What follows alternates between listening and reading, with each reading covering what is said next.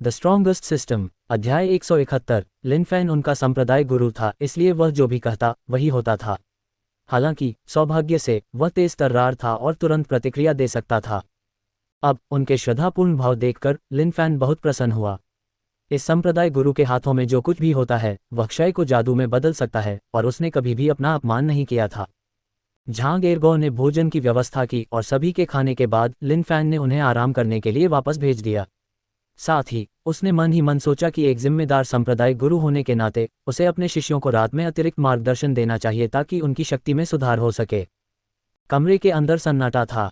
मिकियों की अब बहुत घबराया हुआ था, इसलिए नहीं कि संप्रदाय गुरु भयानक था, बल्कि इसलिए कि संप्रदाय गुरु के साथ अकेले रहने से उसे डर लग रहा था।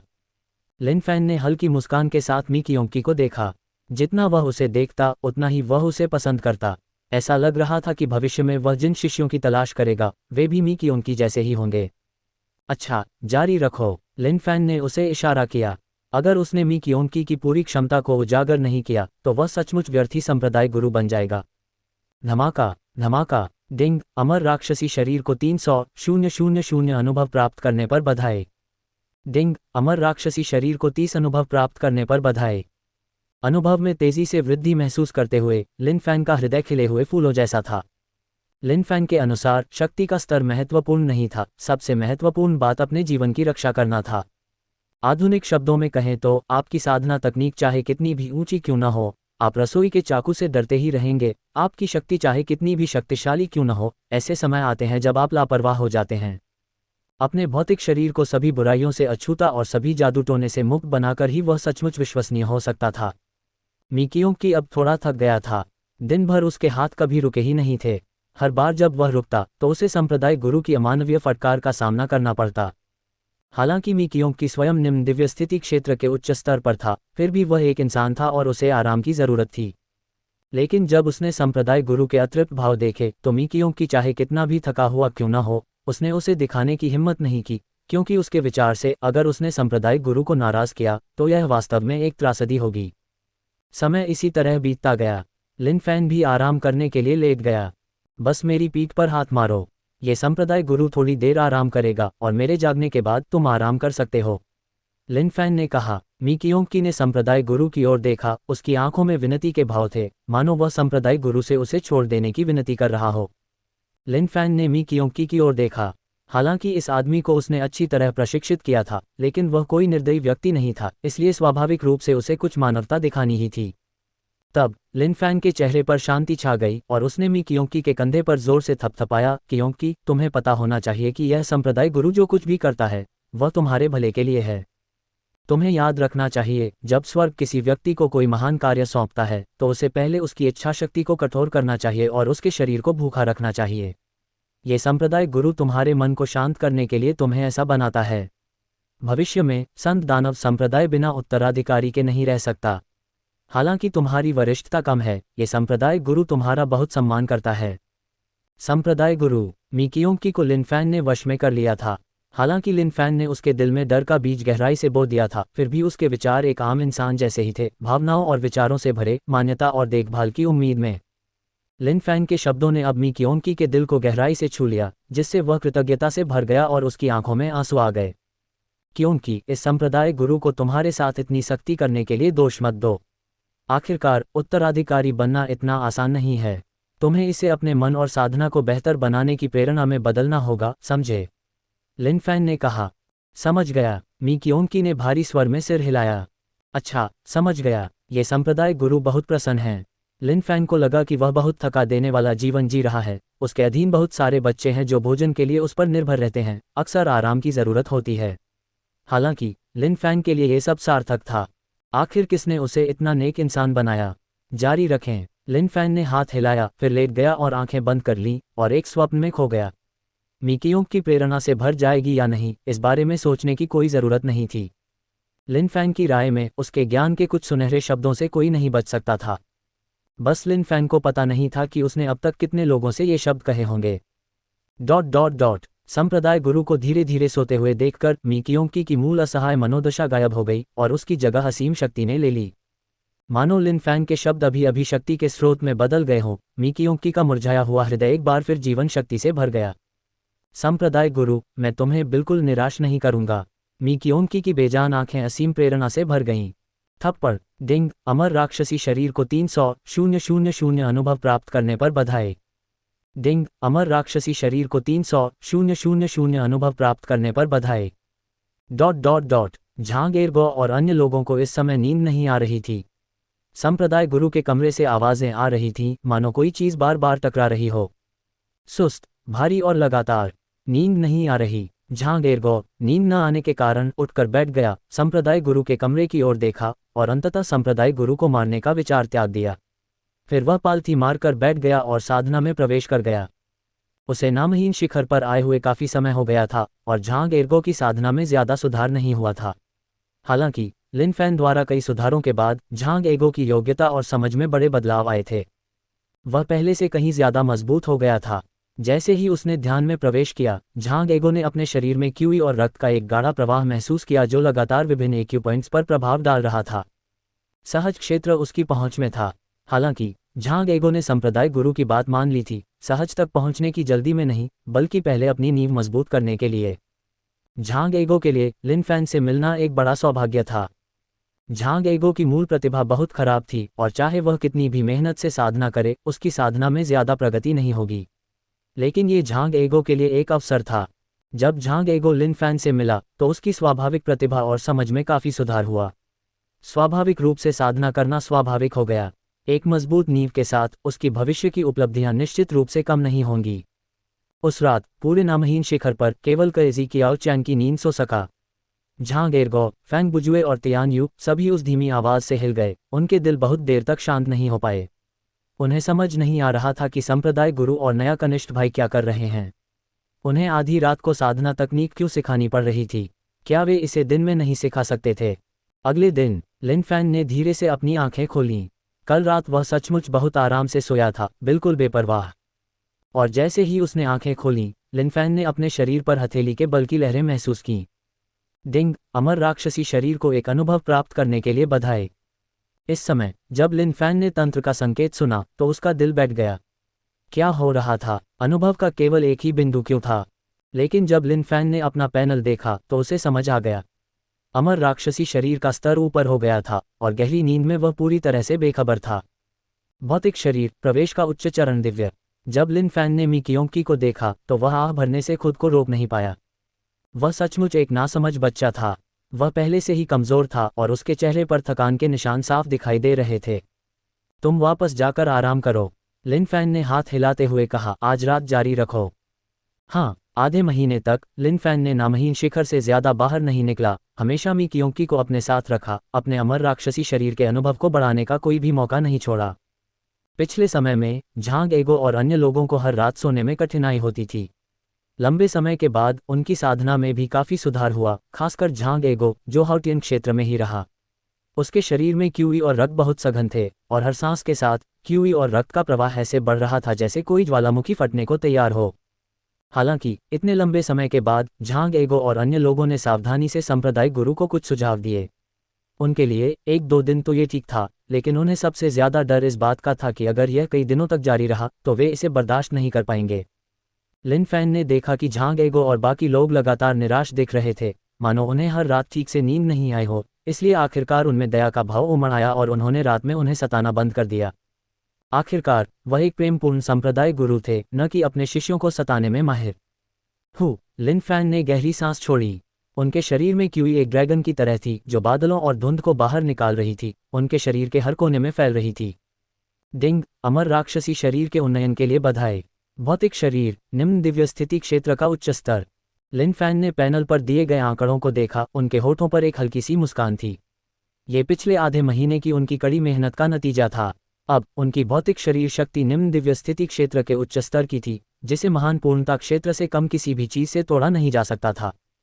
इस भौतिक शरीर के साथ ही वह संप्रदाय में एक प्रभावशाली उपस्थिति था। संप्रदाय गुरु और महापुरुषों के अलावा उसकी सुरक्षा को और कौन तोड़ सकता था? हालांकि जब उसने अमर राक्षसी शरीर के लिए आवश्यक विशाल अनुभव को देखा तो लिन फैन का छोटा सा दिल धड़कने लगा। निर्दयी, ये सचमुच बहुत निर्दयी था। इतने अनुभव के साथ अगर कोई समर्पित गुरु उसे अनुभव प्रदान न करता तो शायद उसे उन्नत करना बहुत मुश्किल होता। लेकिन फिर भी लिन फैन पहले से ही बहुत संतुष्ट था। किसी भी मार्शल आर्टिस्ट के लिए ऐसा भौतिक शरीर पाना बेहद रोमांचक बात थी। मी क्योंकी की साधना निम्न दिव्य स्थिति क्षेत्र के उच्च स्तर पर थी, लेकिन उसकी भौतिक शरीर शक्ति अभी तक उस क्षेत्र तक नहीं पहुंची थी। फिर भी अपनी साधना मुहर के साथ मी क्योंकी केवल अपनी भौतिक शरीर शक्ति के बल पर कई वर्षों तक कोड़े की सजा को बलपूर्वक सहन करने में सक्षम था।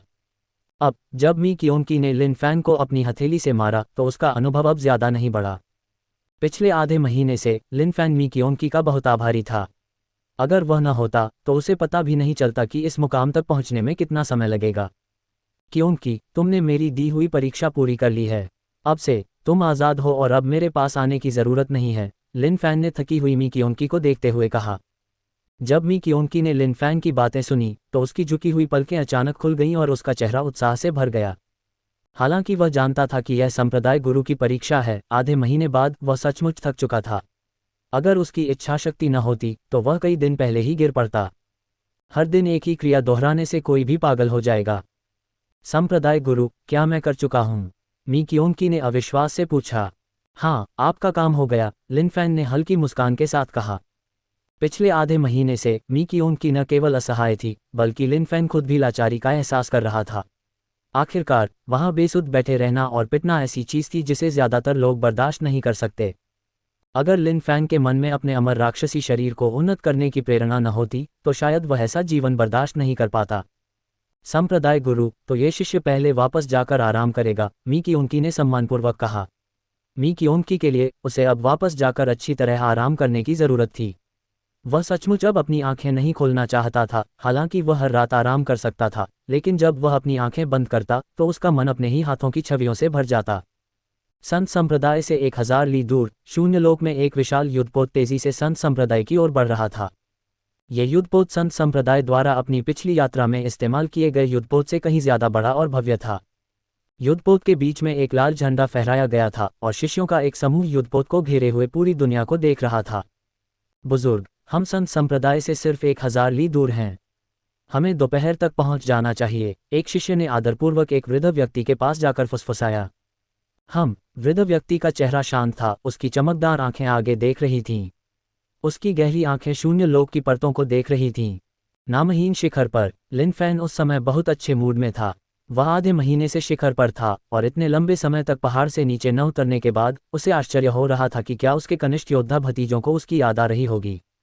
नामहीन शिखर की असली शुरुआत तब हुई जब लिन फैन ने खुद कीमियागिरी की, लेकिन जब वह अपग्रेड कर रहा था तब लिन फैन ने बाहरी संप्रदाय के शिष्यों के लिए कीमियागिरी नहीं की। पिछली घटना के बाद से डैंडिंग पीक काफ़ी ईमानदार हो गए थे और उनकी कीमियागिरी की सफलता दर में काफ़ी सुधार हुआ था। हालांकि वे अभी भी लिन फैन की बराबरी नहीं कर सकते थे, कम से कम वे निष्पक्ष और ईमानदार थे और बाहरी संप्रदाय के शिष्यों को नुकसान पहुंचाने की कोई और घटना नहीं हुई।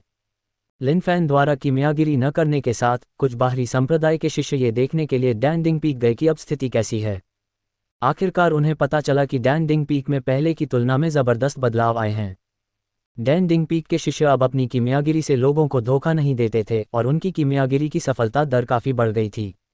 इसलिए धीरे धीरे बाहरी संप्रदाय के शिष्यों ने एक बार फिर डैंडिंग पीक पर भरोसा करना शुरू कर दिया। और हालांकि लिन फैन अब कीमिया नहीं करता था, फिर भी बाहरी संप्रदाय के शिष्यों के दिलों में उसकी जगह अपूरणीय थी। आखिरकार वे मूर्ख नहीं थे और जानते थे कि डैंडिंग पीक के ये सारे बदलाव जूनियर मार्शल अंकल मास्टर लिन से जुड़े थे। लिन फैन बाहरी संप्रदाय के शिष्यों के बीच चला गया। आसपास के बाहरी संप्रदाय के शिष्यों ने जूनियर मार्शल अंकल मास्टर लिन को कुछ समय से नहीं देखा था, इसलिए उन्होंने स्वाभाविक रूप से बड़े उत्साह से उसका स्वागत किया। लिन फैन ने जवाब में सिर हिलाया, लेकिन बाहरी संप्रदाय के शिष्यों की व्यस्तता देखकर वह थोड़ा उलझन में पड़ गया। तुम सब इतने व्यस्त क्यों हो? क्या कुछ हुआ है? लिन फैन ने एक शिष्य को रोका और पूछा।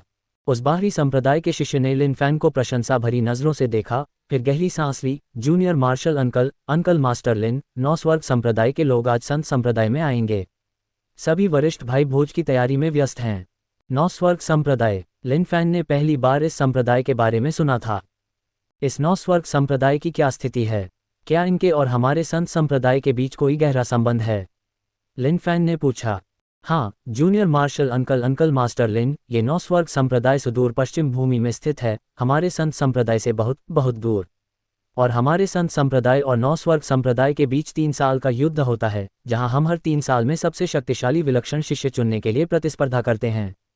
ये प्रथा हजारों सालों से चली आ रही है और हर बार यह बहुत भव्य होती है। इस बाहरी संप्रदाय के शिष्य ने मुस्कुराते हुए कहा, मानो हर 3 साल में इस बार सबसे खुशी का समय हो। लिन फैन ने सिर हिलाया, उसके दिल में उत्सुकता की एक झलक जगी। उसने संत संप्रदाय में इस तरह के आयोजन की उम्मीद नहीं की थी। सबसे शक्तिशाली विलक्षण शिष्य। कुछ देर रुकने के बाद लिन फैन आगे बढ़ा, ये सोचते हुए कि क्या वह भाग ले सकता है। हालांकि अगर वह भाग लेता तो ये कमजोरों को धमकाने जैसा होता, क्योंकि वह संत दानव संप्रदाय का छठा संप्रदाय गुरु था। लेकिन अगर उन्होंने भाग नहीं लिया तो कम से कम उन्हें निर्णायक मंडल में जगह तो दी ही जानी चाहिए। आगे जारी रहेगा। आंतरिक संप्रदाय के शिष्यों के साधना क्षेत्र में प्रवेश करते हुए लिन फैन को ये काफी शांत लगा, हमेशा की तरह उतना जीवंत नहीं।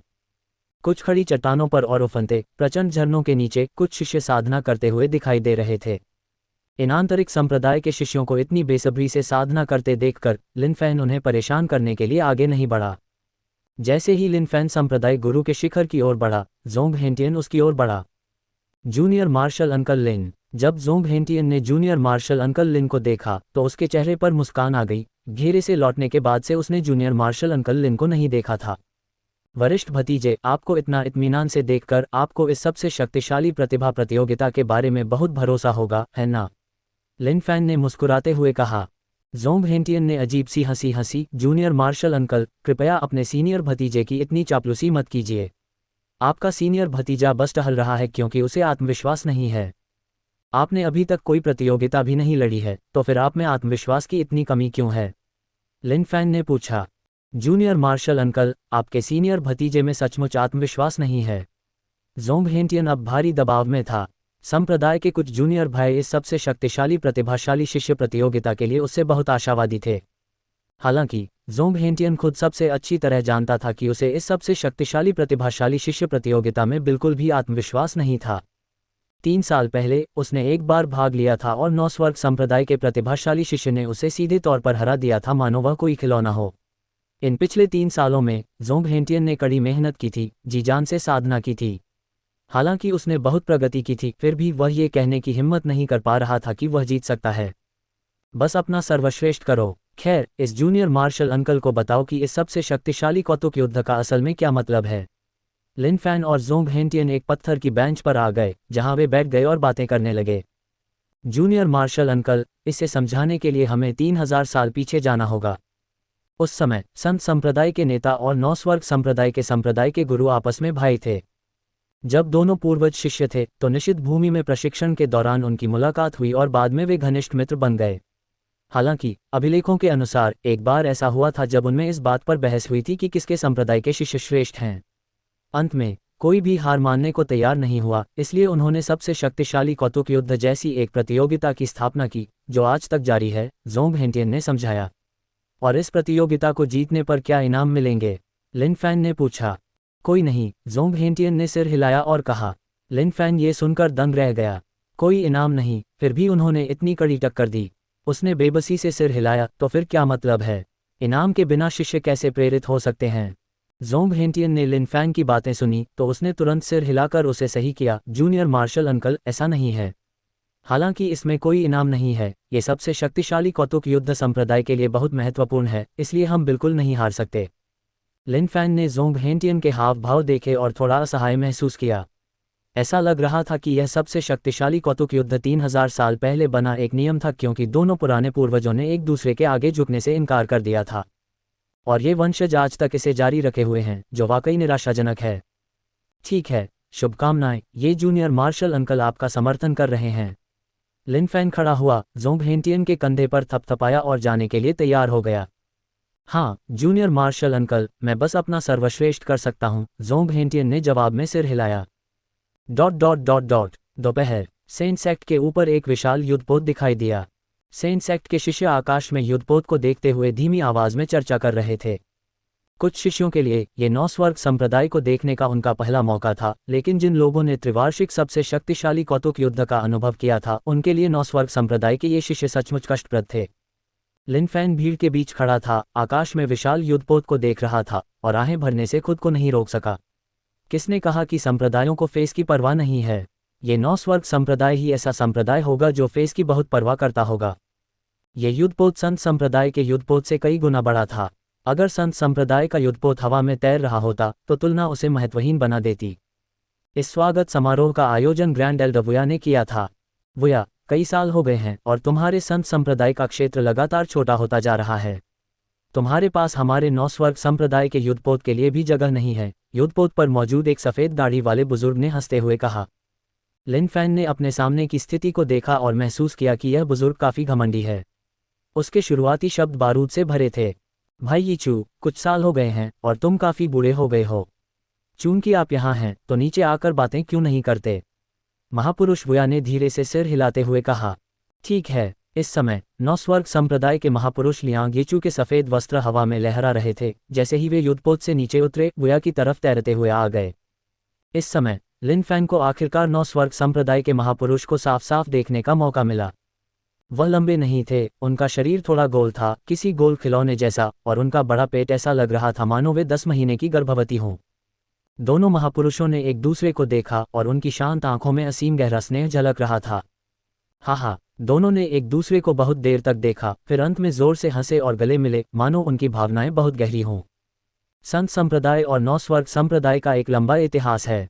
3000 साल पहले उनके 2 पुराने पूर्वजों के बीच दोस्ती के कारण उनका रिश्ता समय के साथ स्वाभाविक रूप से गहराता गया। बेशक ये सिर्फ पुरानी पीढ़ी के लिए ही सच था, शिष्यों की नई पीढ़ी के लिए ऐसा नहीं था। ठीक है, सब लोग नीचे आ जाओ। लियांग यीचू ने अपनी आस्तीन लहराई और युद्धपोत धीरे धीरे से कुड़ता गया, जबकि कई 9 स्वर्ग संप्रदाय के प्रतिभाशाली शिष्य युद्धपोत से नीचे उतर आए। एक एक करके उनके चेहरे पर अहंकार और तीखी आंखें थीं, जैसे वे संत संप्रदाय को देख रहे थे। भाई वुया, आप क्या सोचते हैं? लियांग यीचू ने मुस्कुराते हुए कहा। वह 9 स्वर्ग संप्रदाय के शिष्यों की इस पीढ़ी से बहुत संतुष्ट थे, क्योंकि कई प्रतिभाशाली व्यक्ति उभरे थे। उन्हें अब संत संप्रदाय में लाना भी गर्व का प्रदर्शन था। वुया ने उनकी तरफ देखा, अपनी सफ़ेद दाढ़ी पर हाथ फेरा और बहुत देर तक चुप रहा, फिर आखिरकार मुस्कुराया। बुरा नहीं, कई अच्छी संभावनाएं हैं। भाई वुया, आप ईमानदार नहीं हैं। क्या वे सिर्फ अच्छी संभावनाएं हैं? लियांग यीचू ने कहा। वुया मुस्कुराया और कुछ नहीं बोला, लेकिन उसके मन में थोड़ी नाराज़गी थी। हालांकि उसे यह स्वीकार करना पड़ा कि इस बार आए शिष्यों में से कई असाधारण रूप से अच्छी संभावनाएं थीं। उनकी तुलना 3 साल पहले उनके संप्रदाय के मी कियोंग से की जा सकती थी, लेकिन यह मी कियोंग की। अफसोस। लिन फैन ने 9 स्वर्ग संप्रदाय के दर्जनों शिष्यों को देखा और आह भरने से खुद को नहीं रोक सका। वे वाकई बहुत दुर्जय थे। बस ये 9 स्वर्ग संप्रदाय के शिष्य कुछ अजीब थे। हर एक के नथुने फूले हुए थे, मानो वे दुनिया के सर्वश्रेष्ठ हों। खासकर वे शिष्य जिनके हाथ पीठ के पीछे बंधे थे, मानो वे अद्वितीय विशेषज्ञ होने का दिखावा कर रहे हों। उनका अलगाव, मानो वे किसी की नज़र में नहीं थे, उन्हें पीटने का मन करता था। आसपास के संत संप्रदाय शिष्य आपस में फुसफुसाए। उस आदमी की आंखें देखो, मैं उसे घूंसा मारना चाहता हूँ। हाँ, और उस आदमी को भी। उसकी आंखों से ऐसा लग रहा है जैसे उसने हमारे संत संप्रदाय को अपनी आंखों में भी नहीं रखा है। ये बहुत कष्टप्रद है। हम अभी तो वे सख्त व्यवहार कर सकते हैं, लेकिन बाद में प्रोडिजी युद्ध के दौरान आंतरिक संप्रदाय के वे वरिष्ठ भाई उन्हें ज़रूर अच्छा सबक सिखाएंगे। ... भाई वुया, मैं तुम्हें अपना निजी शिष्य शिन फैंग दिखाता हूँ। आओ और वरिष्ठ वुया का अभिवादन करो। लियांग यीचू ने अपने पीछे खड़े एक शिष्य को पुकारा। 9 स्वर्ग संप्रदाय के शिष्यों के समूह में एक सुंदर युवक शांत भाव से आगे बढ़ा। उसका हर कदम असाधारण रूप से धीमा था, फिर भी वह तुरंत लियांग यीचू के पास पहुंच गया। जमीन को 1 इंच छोटा करना, एक अत्यंत गहन साधना तकनीक। शिन फैंग, वरिष्ठ वुया का अभिवादन करो, लियांग यीचू ने कहा। शिन फैंग ने वरिष्ठ वुया की ओर देखा और इसे अभिवादन मानते हुए उदासीनता से सिर हिला दिया। भाई वुया, मैं क्षमा चाहता हूँ, लेकिन मेरे शिष्य का व्यक्तित्व ऐसा ही है और वह इसे बदल नहीं सकता। लियांग यीचू ने मुस्कुराते हुए कहा, लेकिन उसका आशय स्पष्ट था, मेरा शिष्य बहुत घमंडी है और मैं इसमें कुछ नहीं कर सकता। ग्रैंड एल्डर वुया ने सिर हिलाया और मुस्कुराया, ये दिखाते हुए कि उन्हें कोई आपत्ति नहीं है। लिन फैन ने इस शिन फैंग को देखा और उसके दिमाग में लाखों घास मिट्टी के घोड़े दौड़ पड़े। यह आदमी उससे भी ज्यादा घमंडी था। ऐसा लग रहा था कि उसे ठीक से दबाना जरूरी था, उसे यह समझाने के लिए कि किसी को बहुत ज्यादा शिन फैंग नहीं बनना चाहिए। लियांग यीचू अपने निजी शिष्य के प्रति बहुत समर्पित था। उसकी प्रतिभा इतनी ऊंची थी कि वह पूरे इतिहास में 9 स्वर्ग संप्रदाय के पुराने पूर्वजों को टक्कर दे सकता था। उसे अब बाहर लाने से उसे काफ़ी इज्जत भी मिली, खासकर अपने पुराने दोस्त के सामने, जहां वह ठीक से दिखावा कर सकता था। भाई वुया, मुझे आश्चर्य है कि आपके संप्रदाय के प्रतिभाशाली शिष्य कैसे हैं। मी क्योंकि नाम का वह शिष्य कहाँ है? 3 साल पहले मेरा शिष्य दिव्यलोक में प्रवेश पाने के लिए एकांतवास में चला गया था, इसलिए वह भाग नहीं ले सका। इस साल मैं चाहता हूं कि वह उस शिष्य के साथ प्रतिस्पर्धा करे। लियांग यीचू ने मुस्कुराते हुए अपने गोल पेट पर हाथ फेरते हुए कहा। महापुरुष वुया ने इस बूढ़े व्यक्ति को थोड़ा नाराज होते हुए देखा। भाई यीचू, मुझे ऐसा क्यों लग रहा है कि तुम मुझसे बहस करने की कोशिश कर रहे हो? वह अपने पुराने दोस्त के व्यक्तित्व को कैसे नहीं जान सकता था? वह सिर्फ दिखावा करने के लिए संत संप्रदाय में आया था। 3 साल पहले सबसे शक्तिशाली प्रतिभाशाली युद्ध में मी क्योंकी ने अपने शक्तिशाली तरीकों से शिष्य का स्थान जीत लिया था, जिससे नौ स्वर्ग संप्रदाय बेबस हो गया था। अब ऐसा लग रहा था कि नौ स्वर्ग संप्रदाय पूरी तरह तैयार था, आज एक दौर फिर जीतने के लिए तैयार था। भाई वुया, ऐसा मत सोचो। हम 100 साल से भी ज्यादा समय से दोस्त हैं, हम इतने अश्लील कैसे हो सकते हैं? हमारे दोनों संप्रदायों का गहरा रिश्ता है और एक वरिष्ठ होने के नाते क्या मैं बस थोड़ी चिंता नहीं दिखा रहा हूँ? लियांग यीचू ने झूठ बोला, जिससे बात सच लग रही थी। वुया ने अपने संप्रदाय के शिष्यों की तरफ देखा, लेकिन उसे सचमुच कोई ऐसा प्रतिभाशाली शिष्य नहीं मिला जो दूसरे पक्ष से आगे निकल सके। लियांग यीचू के निजी शिष्य को देखकर वुया समझ गया, अगर इस साल कुछ अप्रत्याशित नहीं हुआ तो सबसे शक्तिशाली प्रतिभाशाली युद्ध में पहला स्थान निश्चित रूप से शिन फैन का होगा। इस समय वुया की नज़र लिन फैन पर टिक गई। ये युवक हमेशा से रहस्यमय रहा है, यहाँ तक कि छोटे दिव्य स्थान क्षेत्र के उच्च स्तर पर एक हिमराज सिंह को भी मार सकता था। उसके पास जरूर कई छुपी हुई तरकीबें होंगी। अब जबकि संप्रदाय के सामने एक समस्या आ गई थी, संप्रदाय के एक शिष्य होने के नाते उसके पास संप्रदाय के लिए आगे आने का कारण था। इसके अलावा लियांग यीचू के आत्मसंतुष्ट भाव को देखकर वुया को गुस्सा आ गया। ये बूढ़ा आदमी उससे आगे नहीं निकल सकता था और अब वह अपने शिष्य का इस्तेमाल जबरदस्ती दिखावा करने के लिए कर रहा था। वह उसे कैसे सफल होने दे सकता था? इस समय वुया के चेहरे पर शांति थी और उसने हल्की सी मुस्कान बिखेरी। चूंकि भाई यीचू उससे मिलना चाहते हैं तो चलिए मिलते हैं। वह हमारे संप्रदाय के प्रतिभाशाली शिष्यों में से एक है, लिन फैन। आइए और सीनियर का अभिवादन कीजिए। लिन फैन इस समय स्थिर खड़ा था, अभी भी सोच रहा था कि इस शिन फैन से कैसे ठीक से निपटा जाए।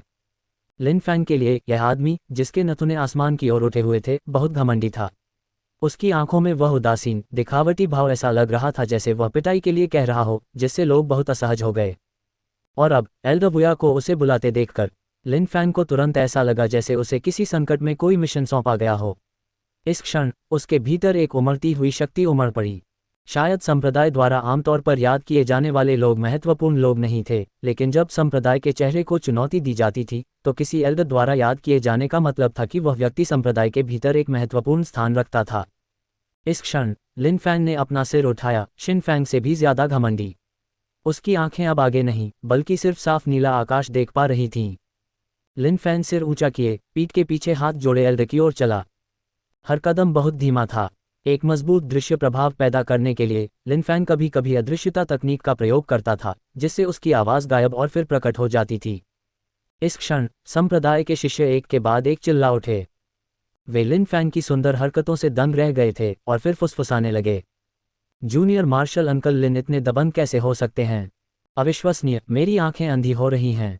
जूनियर मार्शल अंकल लिन का फिगर, उनके फुटवर्क और यह उदासीन आभा मुझे बहुत दबाव में डाल रहे हैं।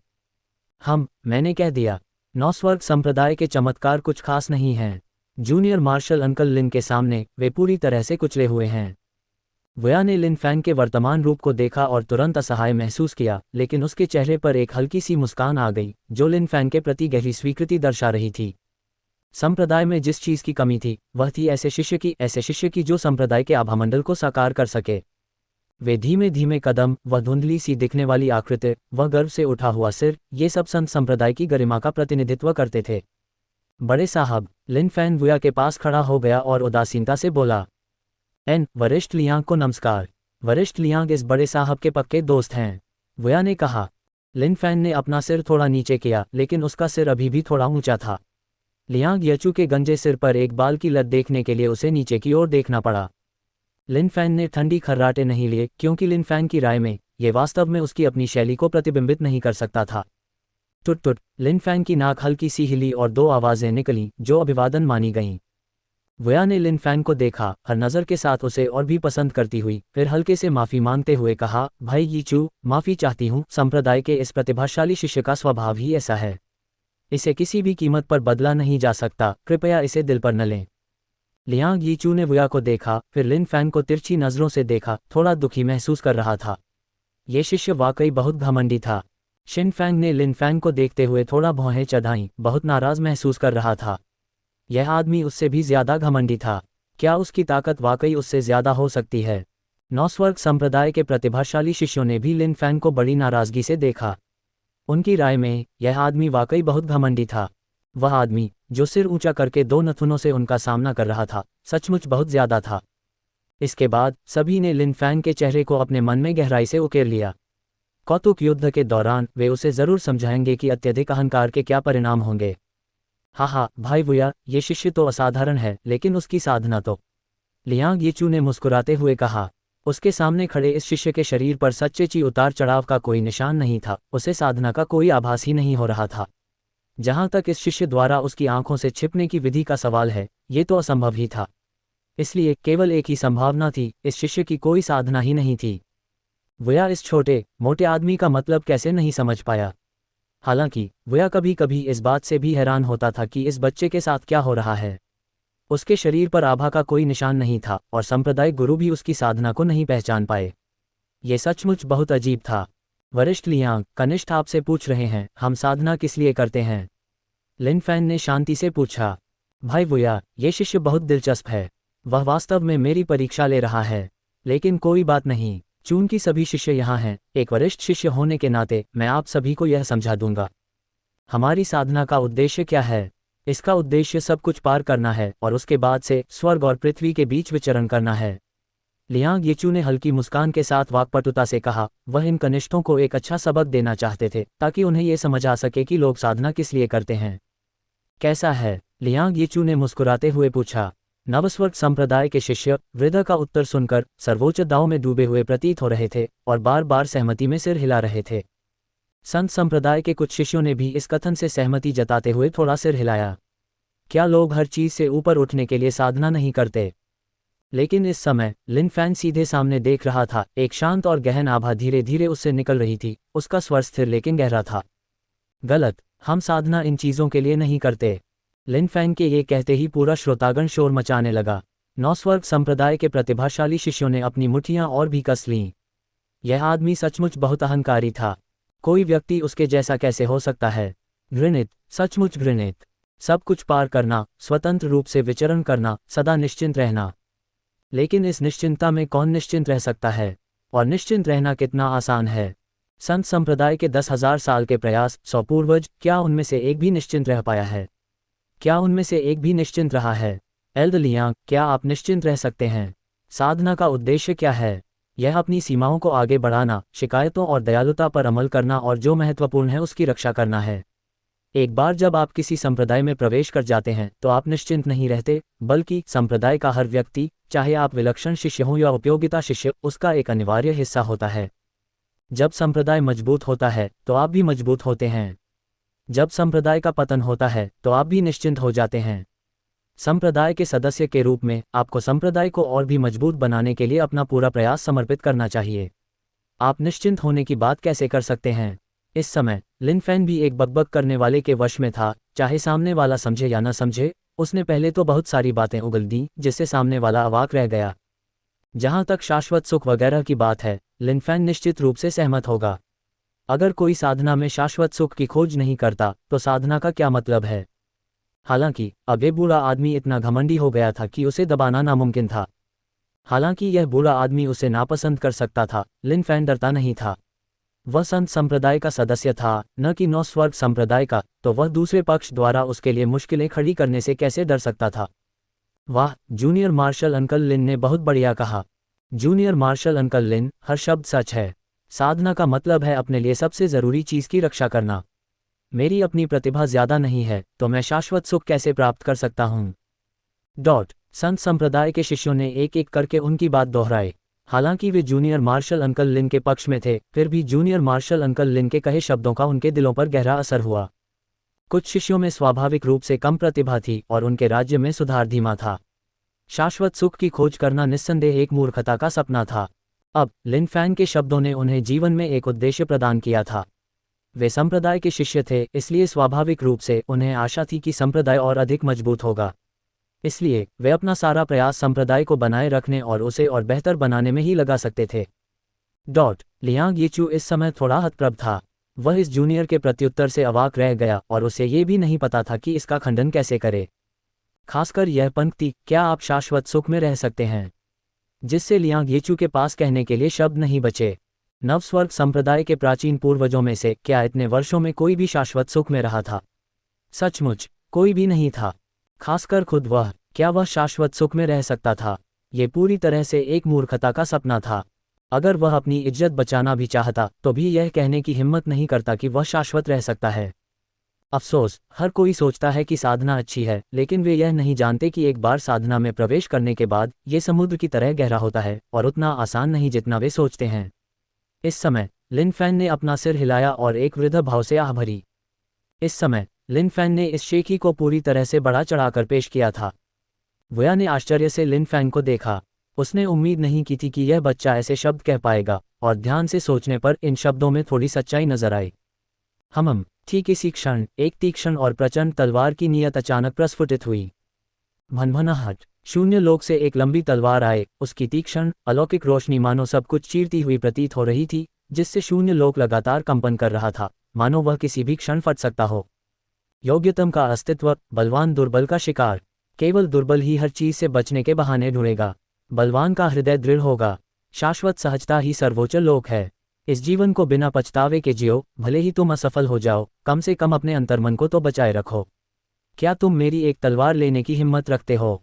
इस समय शिनफैंग के लंबे बाल लहरा रहे थे। उसकी आंखें तलवार की नीयत जितनी तेज थीं, जो उसके रास्ते की सभी बाधाओं को चीर रही थीं।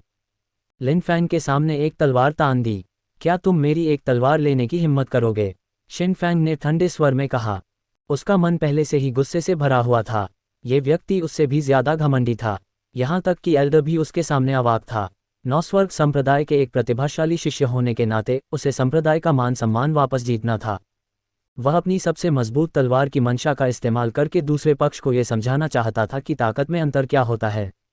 चाहे कितने भी कारण हो, पूर्ण शक्ति के सामने व्यक्ति को अपना घमंडी सिर झुकाना ही पड़ता है। लियांग यचू के मन में हल्की मुस्कान उभरी, लेकिन उसके चेहरे पर थोड़ी नाराजगी भी थी। शिष्य, तुम ऐसे कैसे हो सकते हो? जल्दी से अपनी तलवार की मंशा को त्याग दो। अगर तुमने संत संप्रदाय के उन कनिष्ठ भाइयों को कोई परेशानी दी तो तुमने बहुत बड़ी गलती की होगी। शिनफैंग के हाव भाव अपरिवर्तित रहे। उसकी आंखें किसी देवता की तरह लिन फैंग को गौर से घूर रही थीं। अपने गुरु के शब्दों के कारण अपनी तलवार की मंशा पर लगाम नहीं लगा पा रही थीं। वह 10 साल से भी ज्यादा समय से अपने गुरु का अनुसरण कर रहा था, और वह अपने गुरु के हर कार्य में निहित अर्थ को पहले से ही समझ रहा था। अब उसके गुरु के शब्द, हालांकि उसे अपनी तलवार की मंशा को त्यागने के लिए कह रहे थे, वह समझ गया कि उसके गुरु कह रहे थे, इसे छोड़ दो, उन्हें अपनी शक्ति का एहसास कराओ। निचले लोक वाले संत संप्रदाय के कुछ शिष्य इस तलवार की मंशा के प्रभाव में धीरे धीरे पीले पड़ गए। उनके माथे से पसीने की बूंदें टपक रही थीं। ये तलवार की मंशा एक विशाल पर्वत की तरह थी, जो उनके दिलों पर भारी पड़ रही थी। और भी, यह एक तेज तलवार की तरह थी, जो उनके दिलों को चीर रही थी, यहाँ तक कि उन्हें थोड़ा डर भी महसूस करा रही थी। नौस्वर्ग संप्रदाय के प्रतिभाशाली शिष्यों ने अपने होंठ सिकोड़ लिए, धीरे धीरे मुस्कुराते हुए। वरिष्ठ भाई क्रोधित थे। वरिष्ठ भाई उन्हें ताकत के अंतर को समझा रहे थे। उनके आने से पहले ही वरिष्ठ ने उनके साथ इसका विश्लेषण कर लिया था। 3 साल पहले प्रतिभाशाली शिष्य मिकियोंकी को साथी शिष्यों की हत्या के आरोप में कैद कर लिया गया था। अब कोई सहारा नहीं था। जहां तक ज़ोंग हेनतियान की बात है, हालांकि उसकी ताकत जबरदस्त थी, शिनफैंग की तुलना में फिर भी बहुत ज्यादा अंतर था। इसलिए इस समय शिनफैंग की तलवार की मंशा बेकाबू हो गई। एक तलवार की मंशा का क्षेत्र बन गया, और संत संप्रदाय का कोई भी शिष्य इसका विरोध नहीं कर सका। ये तलवार असाधारण है, क्या है? लिन फैन अपने हाथ पीठ के पीछे करके शांति से आगे बढ़ते हुए अपनी धुंधली निगाहें तेज धार वाले शिनफैंग पर टिकाए खड़ा था। तलवार तो तलवार ही होती है, शिनफैंग ने ठंडे स्वर में कहा। ऊंची तलवार की मंशा से बनी 2 लंबी तलवारें उसकी आंखों में एक तेज आभा बिखेर रही थीं। तुम्हारी एक तलवार ले लेने में क्या हर्ज है? तलवार मुझे दे दो। इस समय लिन फैंग के चेहरे पर एक दबंग आभा थी। उसकी दुनिया को नीची नजरों से देखने वाली आंखें मानो किसी भी चीज की परवाह न कर रही थीं। शिनफैंग ने ठंडी सांस ली और उसके हाथ में पकड़ी लंबी तलवार गुनगुनाती हुई उसकी हथेली से निकलकर लिन फैंग के हाथ में आ गई। तलवार के जीवन में एक ही मालिक होता है, अपने हाथ से सावधान रहना। शिनफैंग ने सीधे लिन फैंग को देखा। ये तलवार सर्वोच्च तलवार इरादे से भरी हुई थी। अगर कोई और इस तलवार को पकड़ता तो उसके मन में इसके भीतर के तलवार इरादे की पीड़ा होती। चूंकि ऐसा ही था, इसलिए उसे दूसरे पक्ष को यह समझाने में कोई आपत्ति नहीं थी कि यह तलवार वास्तव में कितनी भयानक थी। लिन फैन ने लंबी तलवार पकड़ी, उसके मुंह के कोने पर एक हल्की सी मुस्कान आ गई। डिंग, अमर राक्षसी शरीर को 10,000 अनुभव अंक प्राप्त करने के लिए बधाई। जैसे ही उसने लंबी तलवार पकड़ी, लिन फैन ने तलवार के भीतर से एक भयंकर तलवार आशय का उभार महसूस किया जो उसके शरीर में समा गया। लेकिन दुर्भाग्य से लिन फैन के लिए यह बेकार था। नौस्वर्ग संप्रदाय के प्रतिभाशाली शिष्य ये देखकर आश्चर्यचकित और अविश्वासी थे कि दूसरा पक्ष वरिष्ठ भाई शिन फैन की लंबी तलवार पकड़ सकता है। लियांग येचू की हमेशा मौजूद मुस्कान इस क्षण धीरे धीरे फीकी पड़ गई। संत संप्रदाय के इस शिष्य में कुछ गड़बड़ थी। उसके शिष्य की तलवार कई वर्षों से साधनारत थी और उसमें अनंत तलवार आशय समाहित था। लेकिन ये शिष्य पूरी तरह से ठीक था, जो बिल्कुल अकल्पनीय था। ये तलवार वास्तव में एक अच्छी तलवार है, लेकिन यह अफसोस की बात है, लिन फैन ने शांति से कहा और खेद से अपना सिर हिलाया। और उसी क्षण एक ऐसा दृश्य घटित हुआ जिसने सभी को चकित कर दिया। लिन फैन ने एक हाथ से तलवार उठाए और उसे अपने शरीर पर जोर से मारा। झंझनाहट, धातु के टूटने की आवाज़ गूंजी। जैसे ही शिन फैंग की लंबी तलवार लिन फैंग के शरीर से टकराए, वह तुरंत चकनाचूर हो गई, टुकड़ों में बढ़ गई और अंततः जमीन पर बिखर गई। इस समय सभी स्तब्ध रह गए, यहाँ तक कि वुया और लियांग येचू भी थोड़े अचंभित थे। क्या तुम मेरी एक ईंट लेने की हिम्मत करोगे? तभी लिन फैन ने अपना दाहिना हाथ बढ़ाया जिसमें एक लाल ईंट थी। यह ईंट साधारण थी, बिना किसी खास विशेषता के, लेकिन इतनी साधारण ईंट लिन फैन की अनोखी मुद्रा के साथ एक अविश्वसनीय रूप से शक्तिशाली दबाव पैदा कर रही थी। शिन फैंग का हमेशा से अलग थलग रहने वाला चेहरा अभी तक सदमे से उबर नहीं पाया था। उसकी तलवार बस गायब हो गई। ये वही लंबी तलवार थी जिसे उसने बड़ी मेहनत से अंतहीन तलवार के इरादे से भर दिया था। ये कैसे हो सकता है? ये कैसे हो सकता है? शिन फैंग गुस्से में था, लेकिन वह जानता था कि उसे खुद को काबू में रखना होगा। अगर वह अपना आपा खो बैठा तो नौस्वर्ग संप्रदाय की प्रतिष्ठा पूरी तरह से बर्बाद हो जाएगी। शिन फैंग के अंदर का उथल पुथल बहुत ज्यादा था, लेकिन उसने खुद को शांत करने की कोशिश करते हुए उसे बलपूर्वक दबा दिया। गुस्सा मत करो, बिल्कुल गुस्सा मत करो। भले ही अब उसका दिल दुख रहा हो, लेकिन वह उसे दिखा नहीं सकता था। उसे उदासीन दिखना था ताकि दूसरे पक्ष को पता चल सके कि यह लंबी तलवार उसके लिए बिल्कुल बेकार है। लेकिन शिन फैंग ने जबरदस्ती मुस्कुरा दिया, उसका दिल सचमुच दुख रहा था। तलवार के इरादे वाले क्षेत्र के गायब होने से संत संप्रदाय के शिष्यों को होश आया, लेकिन अपने सामने का दृश्य देखकर वे एक बार फिर स्तब्ध रह गए। फिर सभी ने उत्साह से चर्चा की, चाचा मास्टर लिन वाकई अद्भुत हैं। उस लंबी तलवार को देखकर ही मुझे डर का एक झटका सा लगा, लेकिन मैंने कभी नहीं सोचा था कि अंकल मास्टर लिन उसे अपने भौतिक शरीर से सीधे चकनाचूर कर देंगे। ये वाकई भयानक है। हाँ, ये नौस्वर्ग संप्रदाय का प्रतिभाशाली शिष्य है। इसका हथियार हमारे कनिष्ठ मार्शल अंकल ने तोड़ दिया था। ये वाकई बहुत सुखद है। जब उसने वह भयानक लंबी तलवार निकाली तो मुझे लगा कि संत संप्रदाय में कोई भी उसका मुकाबला नहीं कर सकता, लेकिन जब अंकल मास्टर लिन ने उसे यूं ही थप्पड़ मारा तो मुझे एहसास हुआ कि मैंने बहुत ज्यादा सोच लिया था। नौस्वर्ग संप्रदाय के उन शिष्यों को देखो, उनके चेहरे पीले पड़ गए हैं। ... क्या तुम मुझसे एक ईंट लेने की हिम्मत कर सकते हो? लिन फैन ने यह तीसरी बार कहा था। उसके दाहिने हाथ में लाल ईंट चिलचिलाती धूप से प्रकाशित और भी ज्यादा लाल और चमकदार दिखाई दे रही थी। आसमान बदल गया, हवा थम गई। लिन फैन वहां खड़ा था और उसकी शांत आंखें शिन फैंग पर टिकी थीं, मानो समय रुक गया हो। लिन फैन सचमुच इस छोटे से बदमाश को इतना घमंडी होते हुए बर्दाश्त नहीं कर पा रहा था। तुम काया हो सकते हो, तुम चालाक हो सकते हो। लिन फैन ये सब बर्दाश्त कर सकता है और उसे धूल की तरह इस्तेमाल करेगा, बिना कुछ लिए अपनी आस्तीनें झाड़ देगा। लेकिन तुम्हें इतना घमंडी क्यों होना चाहिए? क्या तुम्हें नहीं पता कि मैं, लिन फैन, अहंकार से सबसे ज्यादा नफरत करता हूँ? शिन फैंग ने लिन फैंग की तरफ देखा, उसका दिल जोर से धड़क रहा था। उसे घुटन महसूस हो रही थी, लेकिन उसे इस एहसास से नफरत थी। उसके सामने जो व्यक्ति था वह एक संत संप्रदाय का विलक्षण शिष्य था, वह उससे कैसे हार सकता था? फिर उसने लिन फैंग के दाहिने हाथ में लाल ईंट देखी। वह एक बहुत ही साधारण ईंट थी जिसमें ची के उतार चढ़ाव का जरा भी निशान नहीं था। यह कोई गहन अस्त्र नहीं था, न ही कोई दिव्य कलाकृति या तीक्ष्ण अस्त्र। क्या ये हो सकता है?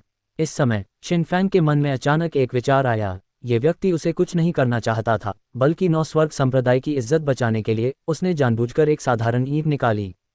अगर यह ईंट उसे लग जाए तो क्या होगा? शिन फैंग को समझने के लिए सोचने की भी जरूरत नहीं थी। ईंट तुरंत बिखर जाएगी, ठीक उसकी लंबी तलवार की तरह टुकड़े टुकड़े हो जाएगी। और इस तरह सब कुछ बिल्कुल बराबर हो जाएगा, कोई किसी को दोष नहीं देगा। बात यहीं खत्म हो जाएगी और वे सबसे शक्तिशाली कौतुक युद्ध के लिए ठीक से तैयारी कर सकेंगे। हाँ, सब कुछ समझकर शिन फैंग अचानक हंस पड़ा। उसने सब कुछ समझ लिया था, ये सब तो बस एक कदम नीचे था। नौस्वर्ग संप्रदाय की इज्जत बचाने के लिए अगर उसे इस ईद से चोट भी लगे तो क्या फर्क पड़ता है। वया और लियांग येचू ने एक दूसरे को देखा। उनके दिलों में शिन फैंग की तरह एक स्पष्ट विचार था। यह ईद साधारण थी, इसमें कोई क्यों उतार चढ़ाव नहीं था। शिन फैंग की भौतिक शक्ति से बस एक बार थपथपाने से कुछ नहीं होगा। हालांकि वया और लियांग येचू कभी कभी झगड़ते थे, लेकिन उनका रिश्ता बहुत गहरा था। अब जब बात इस मुकाम पर पहुंच गई थी, हालांकि दोनों पक्षों को थोड़ा बहुत नुकसान हुआ था, फिर भी इसे बराबरी का दर्जा दिया गया। वया ने लिन फैंग की तरफ देखा और सिर हिलाए बिना नहीं रह सका। यह युवक बहुत समझदार था और मित्रवत संप्रदायों के बीच संबंध बनाए रखना जानता था। वया उन शिष्यों का बहुत सम्मान करता था जो मित्रवत संप्रदायों की प्रतिष्ठा बनाए रखना जानते थे। हालांकि यह युवक नामहीन शिखर के संत दानव संप्रदाय का छठा शिष्य था, लेकिन संत दानव संप्रदाय संत संप्रदाय की ही एक शाखा थी जिसका मूल एक ही था। अगर उसका पालन पोषण ठीक से किया जाए तो भविष्य में संप्रदाय प्रमुख का पद प्राप्त करना ही काफी होगा। वया ने कुछ नहीं कहा। इस ईंट के गिरने के बाद हर बात पर चर्चा होगी। भविष्य में उसे उस पर पूरा ध्यान देना चाहिए और संप्रदाय प्रमुख से उसकी सिफारिश भी करनी चाहिए। एक उत्कृष्ट शिष्य एक संप्रदाय के लिए बहुत महत्वपूर्ण होता है और एक समझदार और उत्कृष्ट शिष्य तो और भी दुर्लभ होता है। संप्रदाय गुरु बनने के लिए न केवल प्रबल शक्ति की आवश्यकता होती है, बल्कि उससे भी ज्यादा जरूरी है एक संतुलित मन की। भाई यीचू, चूंकि हमारे संप्रदाय के शिष्य ने तलवार ली है, तो आइए हम सब एक एक तलवार सहें और फिर भोजन करें, वया ने कहा। लियांग येचू ने वया के हाव भाव देखे, फिर हल्के से मुस्कुराए और उसे अंगूठा दिखाया, ये दर्शाते हुए कि संत संप्रदाय इतना समझदार शिष्य पाकर बहुत भाग्यशाली है। शिष्य, अगर ऐसा है तो एक ईंट ले लो, लियांग येचू ने मुस्कुराते हुए कहा। हाँ, शिन फैंग को इस समय जरा भी डर नहीं लगा। ईंट लेना कोई बड़ी बात नहीं थी और यह ईंट तो बस एक साधारण ईंट थी। इस समय शिन फैंग को भी परस्पर प्रशंसा का एहसास हुआ। उनके व्यक्तित्व एक जैसे थे और वे दोनों एक ही परिस्थिति में थे, इसलिए उनकी एक दूसरे से पूरी तरह सहमति थी।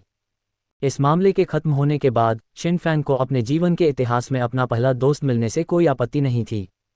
शिन फैंग ने अपनी नज़र लिन फैंग पर केंद्रित कर दी और अपनी घमंडी आंखों से लिन फैंग का चेहरा अपने दिल में अंकित कर लिया। ये दोस्त मैं शिन फैंग बनाने के लिए दृढ़ हूं। चलो। शिन फैंग ने गर्व से अपना सिर उठाया, साथ ही अपने शरीर को थोड़ा झुकाया और अपना सिर आगे की ओर बढ़ाया, मानो चाहता हो कि लिन फैंग उसे और आसानी से मार दे। इस समय लिन फैंग मन ही मन बार बार उपहास कर रहा था। उसके हाथ में 9-5 की बड़ी लाल ईंट को देखकर ऐसी दिव्य कलाकृति को आखिरकार इस्तेमाल करने की जगह मिल ही गई। अच्छा, चिंता मत करो, कोई चोट नहीं लगेगी, लिन फैंग ने कहा। शिन फैंग ने अपना सिर नीचे कर लिया, उसके मुंह के कोने पर एक हल्की सी मुस्कान आ गई। बेशक, कोई चोट नहीं लगेगी। वह नौस्वर्ग संप्रदाय का एक प्रतिष्ठित प्रतिभाशाली शिष्य एक साधारण ईंट का भी सामना करने में सक्षम कैसे नहीं हो सकता था। दोस्त, चिंता मत करो, अब मैं तुम्हारे इरादे समझ गया हूं। इस समय लिन फैंग का दाहिना हाथ थोड़ा सा हिला, मानो उसमें कोई ताकत ही न हो। आसपास के शिष्य जो सामने का दृश्य देख रहे थे भी हैरान थे। क्या हो रहा है? लेकिन अगले ही पल सबको तुरंत समझ आ गया। धमाका! एक कोमल स्पर्श। लिन फैंग ने बिना देखे ही ईंट को वापस अपने बैग में रख लिया। बेहद निराशाजनक, एक भी वार नहीं झेल सका। लिन फैंग ने गहरी सांस ली, फिर अपनी उंगली से शिन फैंग के माथे पर हल्के से थपथपाया। धमाका! कुछ अविश्वसनीय हुआ। शिन फैंग का शरीर सचमुच ऐसे ही जमीन पर गिर पड़ा। इस समय आसपास सन्नाटा छा गया। सबकी आंखें खुली की खुली रह गईं, उन्हें समझ नहीं आ रहा था कि क्या हुआ था। लिन फैंग ने ग्रैंड एल्डर वया की ओर देखा, थोड़ा सिर हिलाया और फिर दूर चला गया। धीरे धीरे कुछ ही दूरी से एक आवाज आई। नौस्वर्ग संप्रदाय के विलक्षण शिष्य बस यही हैं। वह आकृति गायब हो गई, लेकिन वह आवाज बिजली की गड़गड़ाहट की तरह दोनों संप्रदायों के शिष्यों के बीच गर्जना और विस्फोट की तरह गूंजती रही और काफी देर तक बनी रही। वया ने लिन फैंग की गायब होती पीठ को देखा, फिर शिन फैंग को देखा जो जमीन पर निश्चल पड़ा था। वह पूरी तरह से हतप्रभ था। क्या ऐसा हो सकता है कि हम सब ने हर बात पर बहुत ज्यादा सोच लिया हो? इस समय लिन फैंग बिना पीछे देखे आगे बढ़ गया। जब उसे यकीन हो गया कि वह उस जगह से बहुत दूर है, तो उसने अपने कदम धीमे कर दिए और उसका गंभीर चेहरा तुरंत एक चमकीले फूल की तरह खिल उठा, असाधारण रूप से प्रसन्न। लिन फैंग ने अभी अभी जो हुआ था उसके बारे में सोचा और एक शरारती मुस्कान प्रकट किए बिना नहीं रह सका। अगर उसे खुद को आंकना होता तो लिन फैंग खुद को 100 अंक देता। उनके अहंकारी प्रवेश ने शिन फैंग की सुर्खियों को चकनाचूर कर दिया, खासकर खुद पर तलवार से किए गए उस निर्दयी प्रहार ने माहौल को चरम पर पहुंचा दिया। और अंत में उस ईंट की ताकत टीएस लिन फैंग को ये सब याद करने में शर्म आ रही थी। इसे एक वाक्य में बयां करें तो यह अद्भुत था, इतना अद्भुत कि इससे ज्यादा अद्भुत कुछ हो ही नहीं सकता था। एल्डर वुया के अचंभित भाव के बारे में सोचकर वह लिन फैंग के इस कदम से साफ तौर पर स्तब्ध था। लिन फैंग सोच रहा था कि एल्डर वुया दिल से कितने खुश होंगे, खासकर जब उन्हें इस संकट में संप्रदाय की लाज बचाने का यह मिशन सौंपा गया था। वह सोच रहा था कि उन्हें किस तरह का इनाम मिलेगा। हालांकि लिन फैंग को इस बात पर हैरानी थी कि उस तरफ से कोई जयकार क्यों नहीं हो रही थी। क्या ऐसा हो सकता है कि वे अभी भी सदमे में डूबे हुए थे? लेकिन कोई बात नहीं, लिन फैंग अब बहुत खुशमिजाज मूड में था और वह खुशी खुशी नामहीन शिखर पर लौट आया। अल्पविराम। इस समय संत संप्रदाय के पर्वतीय द्वार पर वुया ने लियांग येचू को थोड़ी लाचारी से देखा। उसके चेहरे पर थोड़ी क्षमाप्रार्थी भाव था, मानो कह रहा हो, माफ करना, मैंने तुम्हारा अपमान किया। लेकिन अब जब ये सब हो चुका था तो इन्हें बचाया नहीं जा सकता था। लियांग येचू का गोल पेट थोड़ा कांप उठा, उसकी अभिव्यक्ति कुछ मासूम और हतप्रभ थी। नौस्वर्ग संप्रदाय के वे प्रतिभाशाली शिष्य सभी चुप हो गए थे, उनमें से प्रत्येक को कुछ अविश्वास हो रहा था। वरिष्ठ भाई शिन फैंग, वह यूं ही हार गए। वादा किए गए प्रभुत्व का क्या हुआ? वादा की गई करारी हार का क्या हुआ? जब नौस्वर्ग संप्रदाय के प्रतिभाशाली शिष्यों ने संत संप्रदाय के शिष्यों की निगाहें देखीं तो वे सभी थोड़े शर्मिंदा हुए।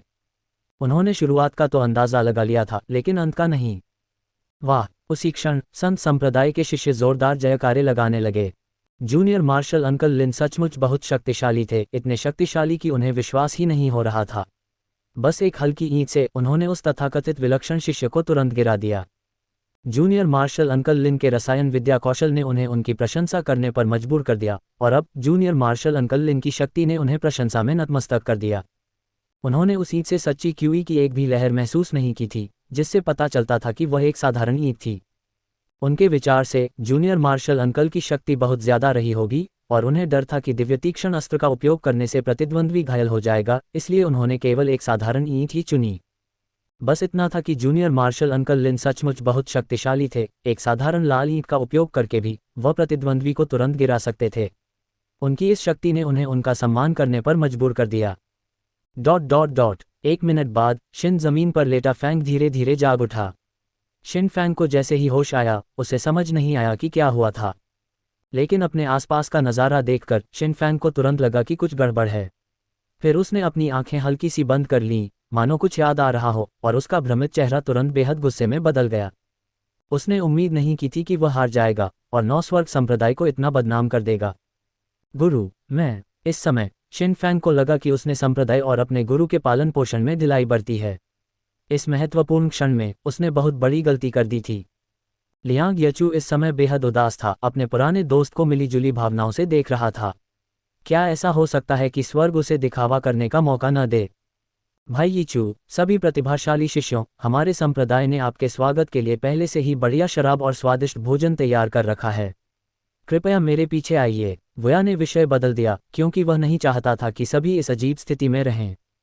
भाई वुया, अद्भुत अद्भुत। लियांग येचू उदास मन से वुया के सामने खड़ा हो गया। भाई येचू, इसका पूरा दोष हमारे संत संप्रदाय पर नहीं डाला जा सकता। आखिरकार आपने ही तो इसकी शुरुआत की थी, वुया ने कहा। लियांग येचू ने वुया की ओर देखा और अंत में कुछ न कह सका, बस हाथ हिलाकर कहा, अब और बात नहीं। लिन फैंग, जो लगभग नामहीन शिखर पर पहुंच ही गया था, ने पीछे से गर्जना की आवाज सुनी और हल्की सी मुस्कान बिखेरी। हालांकि जयकारे थोड़ी देर से लगे, लेकिन वे बिल्कुल सही थे, ये संप्रदाय के एक मेधावी मंत्री का आभार था। अल्पविराम। गुरुजी। इसी समय कैजी कियाओ एक छोटा सा थैला लिए लिन फैंग के पास आया और खेल खेल में उससे लिपट गया। लिन फैंग ने अपने प्रिय शिष्य के छोटे से सिर पर हाथ फेरा। बच्चों के लिए बिछड़ने का दुख सबसे जल्दी भुला दिया जाता है। आखिरकार बच्चे अभी छोटे हैं, उनमें बड़ों जैसी भावुकता नहीं होती। गुरुजी, क्या मेरा पालतू जानवर ठीक है? कैजी कियाओ ने लिन फैंग से प्यार से पूछा। हाँ, ठीक है गुरुजी, अभी आपको दे देंगे। हिमराज सिंह शावक ने पूर्वजों के रक्त की उस बूंद को सोखकर और आराम करके उसे पूरी तरह से अपने शरीर में समाहित कर लिया था। भविष्य में वह किस लोक में पहुंच पाएगा, यह उसके अपने भाग्य पर निर्भर करेगा। इस समय लिन फैंग ने हिमराज सिंह शावक को छोड़ दिया। ये छोटा सा जीव अब अपनी आंखें खोल सकता था और लिन फैंग के हाथ में लेटा हुआ धीमी आवाजें निकाल रहा था। जैसे ही नन्हा शावक बाहर आया, उसने जी कियाओ का ध्यान अपनी ओर खींचा। गुरुजी, ये बहुत प्यारा है, मैं इसे गोद में लेना चाहती हूँ। कई ज़िकियाओ ने बिगड़ल अंदाज में लिन फैन का हाथ खींचा। ठीक है, ठीक है। गुरुजी तुम्हें जानवरों को वश में करने की कला सिखाएंगे। अगर आगे तुम्हें कुछ समझ ना आए तो गुरुजी से पूछ लेना। लिन फैन ने ज़िकियाओ को मन साधना और साधना की कला सिखाने की हिम्मत नहीं की। आखिरकार वह अभी छोटी थी और उसे डर था कि अगर उसने मन साधना की तकनीक सिखा दी तो उसकी जिज्ञासा उसे अंधाधुंध प्रयोग करने पर मजबूर कर देगी और अंततः समस्याएं पैदा कर देगी। इसलिए लिन फैन ने उसे हाथों हाथ सिखाने की योजना बनाई और उसे तभी सिखाया जब उसे एक निश्चित स्तर का ज्ञान हो गया। लिन फैन ने ज़िकियाओ को जानवरों को वश में करने की कला सिखाने के बाद पूछा, ओह, तुम्हारा बड़ा भाई कहाँ है? कई ज़िकियाओ ने लिन फैन की तरफ देखा, थोड़ा स्तब्ध, फिर बोला, वहाँ। लिन फैन ने वहाँ देखा, थोड़ा उलझन में। क्या वह कोई चट्टान नहीं थी? वह वहाँ क्या कर रहा था? क्या ऐसा हो सकता है कि उसे फिर से जिंदगी पर शक होने लगा हो? फिर ज़िकियाओ को विदा करने के बाद वह वहाँ चला गया। वह देखना चाहता था कि झांग एर्गो आखिर कर क्या रहा था। नामहीन चोटी पर चट्टान का नज़ारा बेहद खूबसूरत था, अंतहीन सफ़ेद बादलों के साथ, मानो धरती पर कोई परिलोक हो। इस समय वहाँ दो आकृतियाँ स्थिर खड़ी थीं। युलान, मुझे तुम बहुत पसंद हो। झांग एगो का चेहरा लाल हो गया था और वह हिम्मत जुटाते हुए हकला रहा था। इसी समय लिन फैन, जो पास ही खड़ा था, अचानक रुक गया। उसका शांत हृदय अचानक बड़ी लहरों से भर गया। लिन फैन को यकीन नहीं हो रहा था कि झांग एगो किसी और से अपनी गलती कबूल कर लेगा। यह वाकई बहुत चौंकाने वाला था। इसी समय एक महिला की आवाज़ धीरे धीरे गूंजी, भाई झांग, आप वाकई एक अच्छे इंसान हैं। मैं आपकी सज्जनता को हमेशा याद रखूंगी। काश हम पहले मिले होते। युलान, अब हमारे मिलने में देर नहीं हुई है। झांग एगो युलान की तारीफ सुनकर खुश हुआ, उसे लगा कि उसमें अभी भी कुछ उम्मीद बाकी है। इस बीच अदृश्य अवस्था में वहां खड़े लिन फैन ने बेबसी से अपना सिर हिलाया। एगो, तुम इतने मूर्ख क्यों हो? तुम इन शब्दों का अर्थ भी नहीं समझ सकते। लिन फैन के अनुसार इन शब्दों को इस प्रकार समझा जा सकता है, एगो, मैं सचमुच तुम्हारे साथ नहीं रहना चाहता। सिर्फ नम्रता ही काफ़ी नहीं है। तुम्हारी साधना बहुत कमज़ोर है। तुम्हें ये पहले ही समझ लेना चाहिए था। अल्पविराम, भाई झांग, मुझे वापस जाना चाहिए वरना मेरी बड़ी बहन मुझे डांटेगी। युलान ने धीरे से कहा, फिर झांग एगो के उसे रोकने के प्रयासों पर ध्यान दिए बिना बेरहमी से चली गई। इस क्षण पूरी दुनिया में सन्नाटा छा गया। झांग एगो चट्टान के पास चुपचाप खड़ा रहा और उसकी संकरी आंखों से हवा के साथ आंसुओं की दो धाराएं बह निकलीं। लिन फैन ने झांग एगो की उदास पीठ को देखा और थोड़ा उदास हुए बिना नहीं रह सका। एक शिक्षक पिता के समान होता है, उसका शिष्य इतना अपमानित कैसे हो सकता है? इस क्षण लिन फैन ने तुरंत अपने मन में एक नई योजना बनाई। झांग एर्गो का उदय। पुनश्च अगर यह किताब सबको हंसा सकती है तो इसका उद्देश्य पूरा हो गया है। हे, लिन फैन बिना आवाज़ किए लौट गया। झांग एर्गो के प्रशिक्षण की योजना लिन फैन के दिमाग में धीरे धीरे बन रही थी, लेकिन विशिष्ट विवरणों पर अभी भी सावधानीपूर्वक विचार करने की आवश्यकता थी। जीवन में एक बड़ा झटका झेलने के बाद झांग एर्गो शायद लंबे समय तक उदास रहेगा। दोपहर में जैसे जैसे शाम ढलती गई, नामहीन शिखर पर बिन बुलाए मेहमानों का एक समूह आया। लिन फैन, संप्रदाय में उनके रहने की कोई जगह नहीं है, इसलिए वे एक रात यहीं रुकेंगे, महापुरुष वुया ने व्यक्तिगत रूप से उसे सूचित करते हुए कहा। कोई बात नहीं, उनका हार्दिक स्वागत है। ये सुनकर लिन फैन कैसे असहमत हो सकता था? वह एक मेहमाननवाज व्यक्ति था और दूर दूर से दोस्तों का आना एक खुशी की बात थी। बड़े साहब, निश्चिंत रहिए, मैं उनकी अच्छी देखभाल करूंगा, लिन फैन ने गंभीर भाव से कहा, फिर अपने पीछे नौस्वर्ग संप्रदाय के शिष्यों के समूह की ओर देखा। उसके मुंह के कोने पर एक हल्की, मेहमाननवाजी भरी मुस्कान उभर आई। इसकी जरूरत नहीं होगी, कल सबसे मजबूत प्रोडिजी प्रतियोगिता है और वे सिर्फ एक रात के लिए रुकेंगे, वुया ने सिर हिलाते और मुस्कुराते हुए कहा। हालांकि सुबह की घटनाओं ने नौस्वर्ग संप्रदाय को बदनाम कर दिया था, लेकिन उसका मानना था कि लिन फैन ने जानबूझकर ऐसा नहीं किया था। ठीक है, कोई बात नहीं। मेरा नामहीन शिखर आमतौर पर काफ़ी सुनसान रहता है, लेकिन अब वहाँ चहल पहल है। फिर लिन फैन ने झांग एगो को आवाज़ दी, जल्दी करो और उनके रहने का इंतज़ाम करो। याद रखना कि पश्चिम की तरफ सबसे अच्छी जगह साफ कर लो।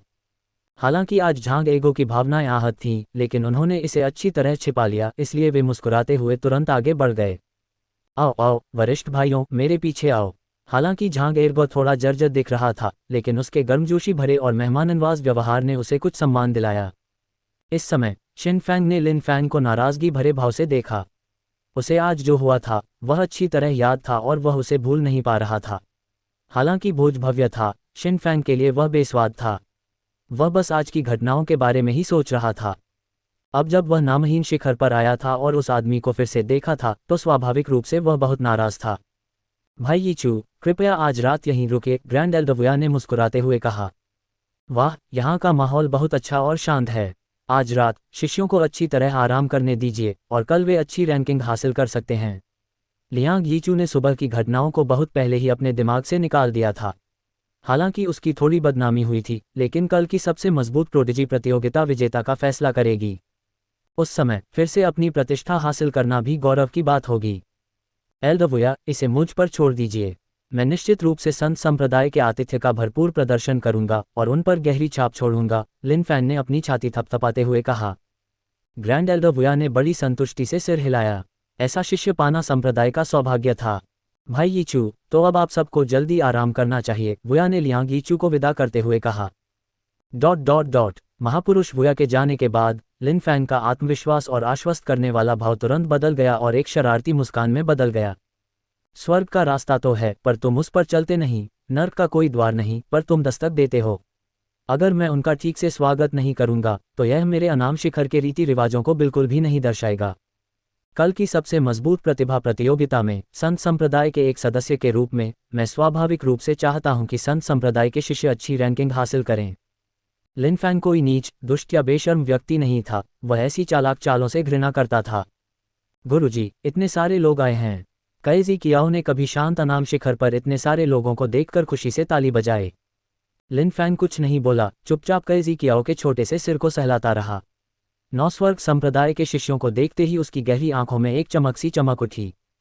रात हो गई। नौस्वर्ग संप्रदाय के शिष्य इकट्ठा हुए और लियांग यीचू ने कल की घटनाओं के बारे में बात की। कल सबसे मजबूत प्रोडिजी प्रतियोगिता में तुम्हें अपनी सबसे मजबूत क्षमताएं दिखानी होंगी और अच्छी रैंकिंग हासिल करनी होगी। लियांग यीचू इस समय आत्मविश्वास से भर गया।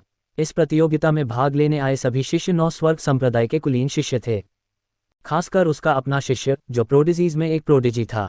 हालांकि आज सुबह थोड़ी सी चूक हुई थी, लेकिन उसके विचार से ये बस एक पल की लापरवाही थी। कल प्रतियोगिता के मंच पर निष्पक्ष प्रतिस्पर्धा के साथ ऐसा नहीं होगा। बुजुर्ग, निश्चिंत रहें, कल हम पूरी ताकत लगा देंगे और शीर्ष स्थान हासिल करेंगे, प्रोडिजी ज्यूक्सियाओ संप्रदाय के शिष्य ने आत्मविश्वास से कहा। हाँ, बहुत बढ़िया, सब लोग वापस जाकर आराम करें, कल हम आपका प्रदर्शन देखेंगे, लियांग येचू ने कहा। इस बीच लिन फैन के निवास के अंदर लिन फैन, झांग एगो, मी क्योंकी और फैंग बुजुए एक घेरे में चुपचाप बैठकर चर्चा कर रहे थे। संप्रदाय गुरु, आज रात के लिए आपकी क्या योजना है? झांग एगो संप्रदाय गुरु की कुशलता को जानता था। इन लोगों के लिए नामहीन शिखर पर एक शांतिपूर्ण रात बिताना कोई आसान बात नहीं थी। लिन फैन ने बाहर जगमगाते घरों की ओर देखा, उसके मुंह के कोने पर एक हल्की सी मुस्कान आ गई।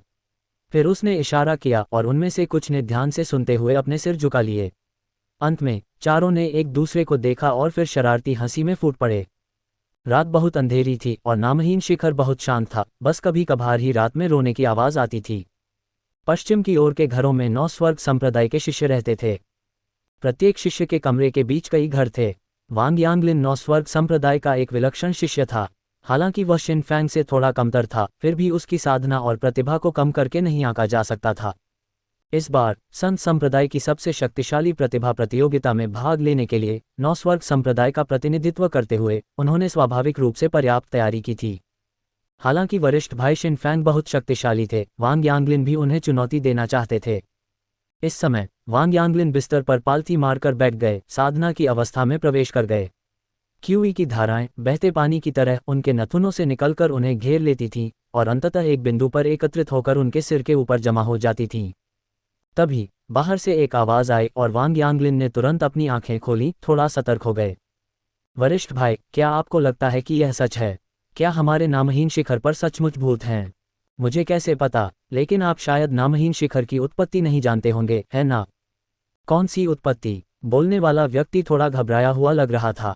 नामहीन शिखर को कभी स्वर्गीय समाधि शिखर कहा जाता था, जहां इतिहास में संप्रदाय के लिए लड़ते हुए शहीद हुए शिष्यों को दफनाया जाता था। हालांकि संप्रदाय ने बाद में उन्हें स्थानांतरित कर दिया, लेकिन हर रात तापमान अचानक गिर जाता था और तभी वे यिन आत्माएं बाहर आ जाती थीं।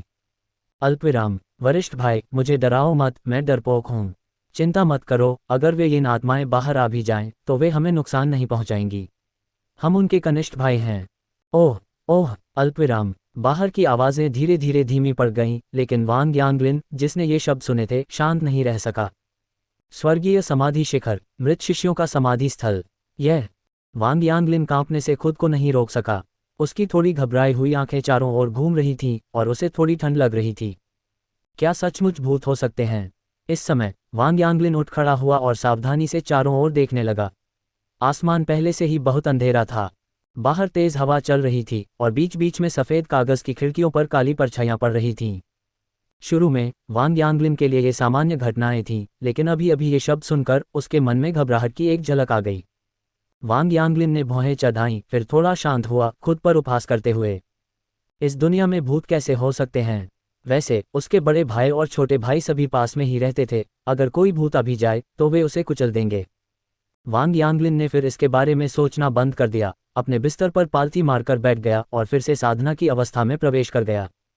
बाहर बहुत शांति थी, शोर का नामो निशान नहीं था। लेकिन इसी समय वांग यांगलिन को अचानक ऐसा लगा जैसे उसके घर के बाहर कुछ है और उसने तुरंत अपनी आंखें खोल दीं। और आंखें खोलते ही वांग यांगलिन इतना डर गया कि उसका पूरा शरीर कांप उठा। कागजी खिड़की के बाहर एक आकृति चुपचाप निश्चल खड़ी दिख रही थी। कौन? वांग यांगलिन ने धीमी, सतर्क आवाज में कहा। लेकिन फिर भी वह आकृति मौन और अविचल रही, बस चुपचाप खड़ी रही। इस समय वांग यांगलिन की सांसें थोड़ी तेज चल रही थीं, उसका छोटा सा दिल धड़क रहा था। आखिरकार उसने दांत पीसते हुए तुरंत दरवाजे पर आकर और जोर से दरवाज़ा खोल दिया। वह देखना चाहता था कि यहाँ कौन चालबाजी करने की हिम्मत करता है। हालांकि बाहर कोई नहीं था और बाहर से कागजी खिड़की पर परछाई भी गायब हो गई थी। वांग यांगलिन ने निगल लिया, फिर अचानक कमरे में अपना सिर अंदर डालकर कागजी खिड़की को देखा और डर के मारे पाया कि कागजी खिड़की पर परछाई अभी भी वहीं थी।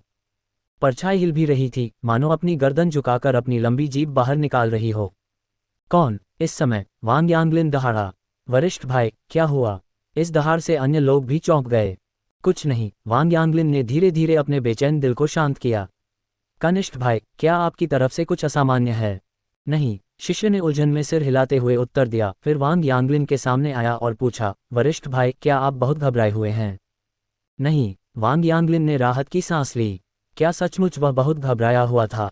लेकिन इस समय वांग यांगलिन की आंखें अचानक चौड़ी हो गईं। उसके कनिष्ठ भाई के पीछे सफ़ेद कपड़े पहने एक भूतिया आकृति थी, जिसके चेहरे पर लंबे बाल थे। वांग यांगलिन डर के मारे कुछ कदम पीछे हट गया, अपनी आंखें झपकाते हुए। सफ़ेद कपड़े पहने वह आकृति जिसे उसने अभी अभी देखा था, तुरंत फिर से गायब हो गई। वरिष्ठ भाई, क्या हुआ? इस समय वांग यांगलिन की सांसें थोड़ी तेज चल रही थीं। कुछ नहीं, मैंने कुछ गलत देखा, मैं बहुत घबरा गया था। ओह वरिष्ठ भाई, जल्दी आराम कर लो, ज्यादा घबराओ मत। हाँ। कब वह कमरे में लौटा, वांग यांगलिन ने चायदानी उठाई, अपने दिल को शांत करने के लिए उसमें एक कप पानी डालने का इरादा किया। लेकिन इस क्षण वांग यांगलिन को अचानक पता चला कि चायदानी से जो निकल रहा था वह लाल खून था। वांग यांगलिन का शरीर कांप उठा और चायदानी जमीन पर गिरकर टुकड़े टुकड़े हो गई। जिस बात ने वांग यांगलिन को और भी डरा दिया वह ये थी कि बिस्तर पर कुछ लाल शब्द दिखाई दिए थे। मैं कितनी नाइंसाफी से मरा। इस क्षण वांग यांगलिन का शरीर तेजी से पीछे हटा और वह अपने सामने सब कुछ देखकर भयभीत हो गया। उन लाल अक्षरों ने वांग यांगलिन के दिल में एक भयानक लहर पैदा कर दी। लिन फैन अपनी अदृश्य अवस्था में वांग यांगलिन के भयभीत भाव को देखकर एक हल्की सी मुस्कान भी दिखा रहा था। उसने इसे काफी डरा दिया था, वह किसी और को आजमा सकता था। और इस डर के कारण वांग यांगलिन पूरी रात सो नहीं पाया और पूरी तरह सतर्क रहा। ये रात नींद नहीं आ रही थी। 9 स्वर्ग संप्रदाय के कुछ शिष्यों के लिए ये रात बेहद रोमांचक थी। अगले दिन सबसे शक्तिशाली प्रोडिजी युद्ध आधिकारिक तौर पर शुरू हुआ। इस सबसे शक्तिशाली प्रोडिजी युद्ध का स्थल जोंगटियन शिखर था, जहां संप्रदाय का सबसे बड़ा मार्शल आर्ट अखाड़ा था।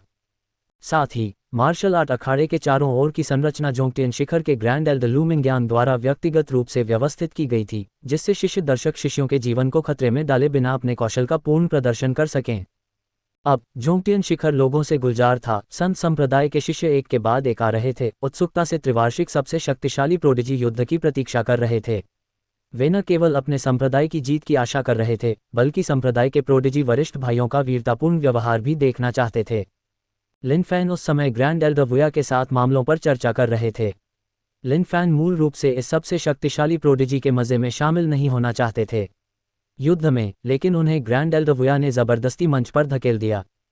लिनफैन, कल मैंने पहले ही कहा था कि तुम एक संप्रदाय के प्रतिभाशाली शिष्य हो, इसलिए इस बार मुझे तुम्हें आगे आकर प्रतिस्पर्धा करने के लिए परेशान करना होगा, ग्रैंड एल्डर वुया ने कहा। लिनफैन ने वुया की ओर देखा। एल्डर, आपका मतलब ये तो नहीं है कि आपको संप्रदाय के शिष्यों से कोई उम्मीद नहीं है ना? लिनफैन के मन में सचमुच यही विचार आया। उसकी राय में ग्रैंड एल्डर वुया के पास उम्मीदवार खत्म हो गए होंगे और अंततः वह अपनी सारी उम्मीदें सिर्फ खुद पर ही लगा सकता था। आखिरकार उसे जहां भी गया, इतना प्रतिभाशाली किसने बनाया? एल्डर वुया ने लिनफैन को तिरछी नज़र से देखा। उनकी नज़रों का मतलब था, तुम बहुत कुछ जानते हो। नॉसवर्ग संप्रदाय के लोग यहाँ हैं। इस समय भीड़ में हलचल मच गई और एक रास्ता स्वतः ही साफ हो गया। सबसे आगे एल्डर लियांग येचू चल रहे थे और नॉसवर्ग संप्रदाय के प्रतिभाशाली शिष्य उनके पीछे चल रहे थे। हालांकि कुछ संत संप्रदाय के शिष्यों को यह देखकर आश्चर्य हुआ कि नॉसवर्ग संप्रदाय के कुछ शिष्य थोड़े उदास क्यों लग रहे थे। ऐसा लग रहा था जैसे उन्होंने कई दिनों से आराम नहीं किया हो। वे थके हुए और निस्तेज दिख रहे थे। अरे, उन नॉसवर्ग संप्रदाय के शिष्यों को देखो, उन्हें क्या हो गया है? वे बहुत थके हुए लग रहे हैं। पता नहीं, देखो, वह शिष्य इतना थका हुआ लग रहा है, मानो बेहोश होने वाला हो। वांग यांगलिन उस समय जुलूस में था, बिल्कुल बेसुध। कल की घटनाओं ने उसे पूरी रात तनाव में रखा था। उसने अपनी पलकें बंद करने की भी हिम्मत नहीं की। उसे डर था कि आंखें बंद करते ही कुछ भयानक घटित हो जाएगा। लिनफैन ने वांग यांगलिन के रूप को देखा। वह भी थोड़ा असहाय महसूस कर रहा था। उसकी साधना पहले से ही इतनी ऊंची थी, फिर भी वह अभी भी बहुत डरपोक था। भूतों से डर, अगर यह बात बाहर आ गई तो सचमुच हंसी का पात्र बन जाएगा। लिनफैन ने फिर कुछ नहीं कहा और वहां चला गया जहां आंतरिक संप्रदाय के प्रतिभाशाली शिष्य थे। जोंग हेनतियान वहीं निश्चल बैठा रहा, आराम करने के लिए अपनी आंखें बंद कर लीं। कैसा है? लिनफैन ने उसके कंधे पर थपथपाते हुए पूछा। जूनियर मार्शल अंकल, सब ठीक है। जोंग हेनतियान भी उस समय थोड़ा घबराया हुआ था, खासकर जब उसने शिनफैंग की प्रभावशाली आभा देखी तो उसकी पलकें हल्की सी झपक गईं। जूनियर मार्शल अंकल लिन, शुभकामनाएं। ये शाओतियान दूर से आकर बोला। हाँ, लिनफैन ने सिर हिलाया। जूनियर मार्शल अंकल, हम सब आपका उत्साहवर्धन करने के लिए वहां मौजूद रहेंगे। नॉसवर्ग संप्रदाय के प्रतिभाशाली शिष्य इस बार पिछले वाले से कहीं ज्यादा मजबूत लग रहे हैं, इसलिए जूनियर मार्शल अंकल को ज्यादा सावधान रहने की जरूरत है। हालांकि ये शाओतियान और बाकी लोग बाहरी संप्रदाय के शिष्य थे, फिर भी उनकी प्रतिभा और बोध क्षमता आंतरिक संप्रदाय के उन वरिष्ठ भाइयों से ज्यादा खराब नहीं थी। बस उनकी अपनी साधना अभी आंतरिक संप्रदाय के शिष्यों के स्तर तक नहीं पहुंची थी। हालांकि उनके विचार से यह बस समय की बात थी। शायद अगले सत्र में उन्हें भाग लेने का अवसर मिले। जोंगटियन चोटी पर ऊंचे मंच के ऊपर संत संप्रदाय के नेता ऊपर बैठे थे और उन्होंने धीरे से पूछा, भाई वुया, क्या इस बार संत संप्रदाय के लिए कोई आशा है? चिंता मत करो वरिष्ठ भाई, कल रात मैंने उन्हें नामहीन चोटी पर ही रहने को कहा था। बड़े बुजुर्ग वुया ने हल्की मुस्कान बिखेरी। हाँ, संप्रदाय के नेता यान ने यह सुनकर संतुष्टि से सिर हिलाया। मैंने स्वयं उनका स्वागत किया था ताकि वे नॉसवर्ग संप्रदाय के लिए हमारी प्रार्थना का ध्यान दिखा सकें। ... बड़े वुया अपने वरिष्ठ भाई के साथ साथ चल पड़े। इस बार सबसे शक्तिशाली प्रोडिजी युद्ध संत संप्रदाय को जीतना ही होगा। हालांकि संप्रदाय के वर्तमान प्रोडिजी शिष्य पिछली पीढ़ी जितने अच्छे नहीं हैं, लेकिन जीतना या हारना सिर्फ ताकत की बात नहीं है, कभी कभी इसके लिए रणनीति की भी जरूरत होती है। नामहीन चोटी पर नॉसवर्ग संप्रदाय की व्यवस्था करते हुए वह बदमिजाज लिनफैन उनका ठीक से मनोरंजन कैसे नहीं कर सकता था। भाई यीचू, क्या तुमने कल रात अच्छी तरह आराम किया? संप्रदाय प्रमुख यान स्वयं आए और लियांग येचू ने स्वाभाविक रूप से उनके साथ सम्मानपूर्वक व्यवहार किया। संप्रदाय प्रमुख, आपकी चिंता के लिए धन्यवाद। कल रात सब कुछ ठीक था, लियांग येचू ने कहा। हालांकि कुछ शिष्यों की उदासीनता, जो समझ नहीं पा रहे थे कि क्या हुआ था, से वे थोड़े हैरान थे।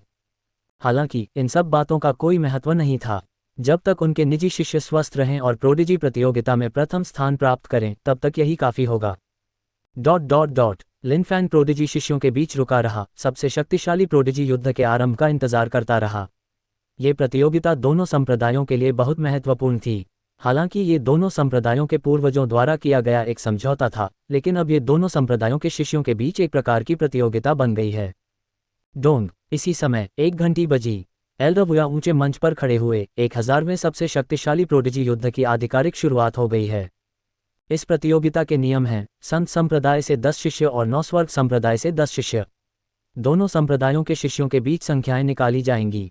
संत संप्रदाय का नंबर 1 शिष्य नॉसवर्ग संप्रदाय के नंबर 1 शिष्य से भिड़ेगा। पहले दोस्ती, फिर प्रतिस्पर्धा। किसी की जान नहीं ली जाएगी। अंतिम विजेता को दोनों संप्रदायों द्वारा सबसे मजबूत प्रोडिजी के रूप में मान्यता दी जाएगी। संख्याओं का ड्रॉ अब शुरू होता है। जूनियर मार्शल अंकल, चलो नंबर निकालते हैं। जोंग हेनतियान खड़ा हुआ और बोला। हाँ, अखाड़े के बीच में 2 सीलबंद डिब्बे थे। दोनों संप्रदायों के शिष्य नंबर निकालने के लिए ऊपर गए। जैसे ही लिन फैन मंच पर आया, उसने संत संप्रदाय के शिष्यों की ओर हाथ हिलाया। जूनियर मार्शल अंकल जीतेंगे, जूनियर मार्शल अंकल जीतेंगे। तभी झांग एगो ने बढ़त बना ली और देखने के मंच पर खड़े होकर झंडा लहराते और जयकारे लगाते हुए। झांग एगो ने कल संप्रदाय गुरु के निर्देशों का पालन किया था और एक बड़ा झंडा बनाया था। खासकर चूंकि घरेलू मैदान संत संप्रदाय का था, इसलिए उन्हें अपने आभामंडल से विरोधियों को परास्त करना था और उन्हें भयभीत करना था। और झांग एगो के बढ़त लेते ही लिन फैंग की प्रशंसा करने वाले बाहरी संप्रदाय के शिष्यों ने जयकारे लगाए और पूरा जोंगटियन शिखर लिन के लिए जयकारों से गूंज उठा। फैन। इन बाहरी संप्रदाय के शिष्यों के दिलों में लिन फैन ही वह व्यक्ति था जिसकी वे सबसे ज्यादा प्रशंसा करते थे। अब इस सबसे शक्तिशाली प्रोडिजी युद्ध में वे स्वाभाविक रूप से अपने संप्रदाय की जीत चाहते थे। ऊंचे मंच पर संप्रदाय के नेता यान ने हल्की सी मुस्कान के साथ इस दृश्य पर अपनी संतुष्टि व्यक्त की। भाई यीचू, क्या आप देख रहे हैं कि संत संप्रदाय के शिष्य कितने ऊर्जावान हैं? महापुरुष वुया ने मुस्कुराते हुए पूछा। लियांग यीचू ने वुया की ओर देखा और कुछ नहीं कहा, वे ठीक हैं। लियांग यीचू स्वाभाविक रूप से इसे स्वीकार नहीं कर सका, लेकिन उसने इस दृश्य को भी ध्यान में रखा। जब अगली सबसे शक्तिशाली प्रोडिजी महाप्रतियोगिता 9 स्वर्ग संप्रदाय के गृह क्षेत्र में पहुंची, तो वह निश्चित रूप से उन्हें 9 स्वर्ग संप्रदाय के शिष्यों की जीवंतता का साक्षात्कार कराएगा। अंक निकालने वाले मंच पर खड़े 9 स्वर्ग संप्रदाय के शिष्यों ने लगातार चिल्लाहट सुनकर अपने दिलों में एक हल्की सी लहर महसूस की। चौंकाने वाला, ये वास्तव में बहुत चौंकाने वाला था। अपने दिल की गहराइयों से उन्होंने यहाँ तक कि थोड़ा घबराहट भी होने लगी। दोनों संप्रदायों के शिष्यों ने नंबर निकालने शुरू किए, फिर एक पंक्ति में खड़े हो गए। एक सामान्य एल्डर आगे बढ़ा और नंबर दर्ज करने लगा। जूनियर मार्शल अंकल, आपका नंबर क्या है? जोंग हेनतियन ने अपने हाथ में नंबर प्लेट देखी और फिर पूछा। 10। लिन फैंग ने उस पर नजर डाली और कहा, मुझे आश्चर्य है कि 9 स्वर्ग संप्रदाय के शिन फैंग ने कौन सा नंबर निकाला होगा। जोंग हेनतियन ने थोड़ा घबराते हुए कहा। सामान्य एल्डर द्वारा सभी नंबर प्लेट दर्ज करने के बाद लिन फैंग ने एक नज़र डाली। इस शिन फैंग ने नंबर 1 निकाला था, इसलिए वह उसके रास्ते पर नहीं था। प्रतियोगिता शुरू होती है। 9 स्वर्ग संप्रदाय का नंबर 1 शिन फैंग बनाम संत संप्रदाय का नंबर 1 कियू त्यानरान। संत संप्रदाय की तरफ से जूनियर भाई, शुभकामनाएं। जोंग हेनतियन ने कियू त्यानरान के नंबर पर थपथपाते हुए कहा। कंधे पर। हाँ, कियू त्यानरान ने सिर हिलाया, हल्की सांस ली और फिर मंच पर कूद पड़ा। 9 स्वर्ग संप्रदाय का पक्ष काफी शांत था। शिन फैंग भावशून्य होकर मंच पर चढ़ गया। उसका एकमात्र दुश्मन लिन फैंग था। बाकी लोगों की बात करें तो शिन फैंग ने उन्हें नजरअंदाज नहीं किया। दर्शकों में मौजूद शिष्यों ने संप्रदाय के अपने वरिष्ठ भाइयों का उत्साहवर्धन किया। मैं आपको चोट नहीं पहुंचाना चाहता, बस मान जाए। शिन फैंग मंच पर खड़े होकर शांत भाव से बोले। वरिष्ठ भाई शिन फैंग, कनिष्ठ भाई जानता है कि वह आपका प्रतिद्वंद्वी नहीं है, लेकिन बिना लड़े पीछे हटना असंभव है, कियू त्यानरान ने कहा। शिन फैंग ने ठंडी सांस ली और कुछ नहीं कहा। प्रतियोगिता शुरू होती है। सामान्य बुजुर्ग के आदेश पर पहला मैच आधिकारिक रूप से शुरू हुआ। वरिष्ठ भाई, मैं इस अपराध के लिए क्षमा चाहता हूँ। इस समय कियू त्यानरान आभा उमड़ पड़ी और शून्य लोक से एक लंबा परशु प्रकट हुआ। श्रोताओं ने आश्चर्य से कहा, उनके सामने का दृश्य देखकर वे स्तब्ध रह गए। यह बालक त्यानरान सचमुच बहुत अच्छा है, महापुरुष वुया ने मंच के नीचे की स्थिति को देखते हुए सिर हिलाते हुए कहा। लेकिन ये काफी नहीं है, लियांग यीचू ने मुस्कुराते हुए कहा। हालांकि संत संप्रदाय का ये शिष्य अपने शिष्य की तुलना में काफी शक्तिशाली था, फिर भी दोनों में बहुत ज्यादा फर्क था। वुया ने घुरघुराहट की। ये बूढ़ा अभी भी दिखावा कर रहा था। नॉर्ड्रेगन का विनाश। इसी समय कियू त्यानरान दहाड़ा, उसका पूरा शरीर सुनहरी रोशनी से भर गया। 9 सुनहरे ड्रैगन बाहर निकले, लंबे हालबर्ड के चारों ओर कुंडली मारते हुए, शून्य क्षेत्र की परतों को चीरते हुए, और शिन फैंग पर हमला कर दिया। शिन फैंग अपने हाथों को पीठ के पीछे बांधे स्थिर खड़ा रहा, खतरे के सामने शांत रहा। उसने अपना हाथ थोड़ा ऊपर उठाया और एक उंगली आगे बढ़ाई। तोड़ो। एक पल में मानो अंतरिक्ष जम गया हो। जब कियू त्यानरान का परशु शिन फैंग की उंगली से छू गया तो वह तुरंत रुक गया, फिर मानो एक असहनीय बल का सामना करना पड़ा और धीरे धीरे बिखर गया। परशु से लिपटे 9 सुनहरे ड्रैगन चीख उठे और तुरंत हवा में गायब हो गए। एक काली रोशनी चमकी। कियू त्यानरान को बस ऐसा लगा जैसे उसका दिल घुट रहा हो। जब उसने प्रतिक्रिया की तो उसने पाया कि एक उंगली का सिरा उसके माथे पर दबा हुआ है। इसी क्षण कियू त्यानरान का दिल ठंडा पड़ गया और उसके मन में मौत की सांस दौड़ गई। तुम हार गए। इसी क्षण शिन फैंग ने अपनी उंगली वापस खींच ली और पीठ फेरते हुए कहा। कियू तियानरान चुपचाप खड़ा रहा, अंत में अपना सिर नीचे किया और अपने हाथों को कप में भरते हुए कहा, वरिष्ठ भाई, दया दिखाने के लिए धन्यवाद। दर्शकों में मौजूद संत संप्रदाय के शिष्य स्तब्ध होकर चुप हो गए। उन्होंने उम्मीद नहीं की थी कि पहला मैच इतनी जल्दी हार जाएगा। एक पल में, सचमुच एक पल में, कोई प्रतिक्रिया नहीं हुई। दूसरी ओर नौस्वर्ग संप्रदाय ने जयकारे लगाए। उन जयकारों ने, किसी भारी हथौड़े की तरह, संत संप्रदाय के शिष्यों के उत्तेजित हृदयों को बुरी तरह चकनाचूर कर दिया। भाई वोया, कैसा रहेगा?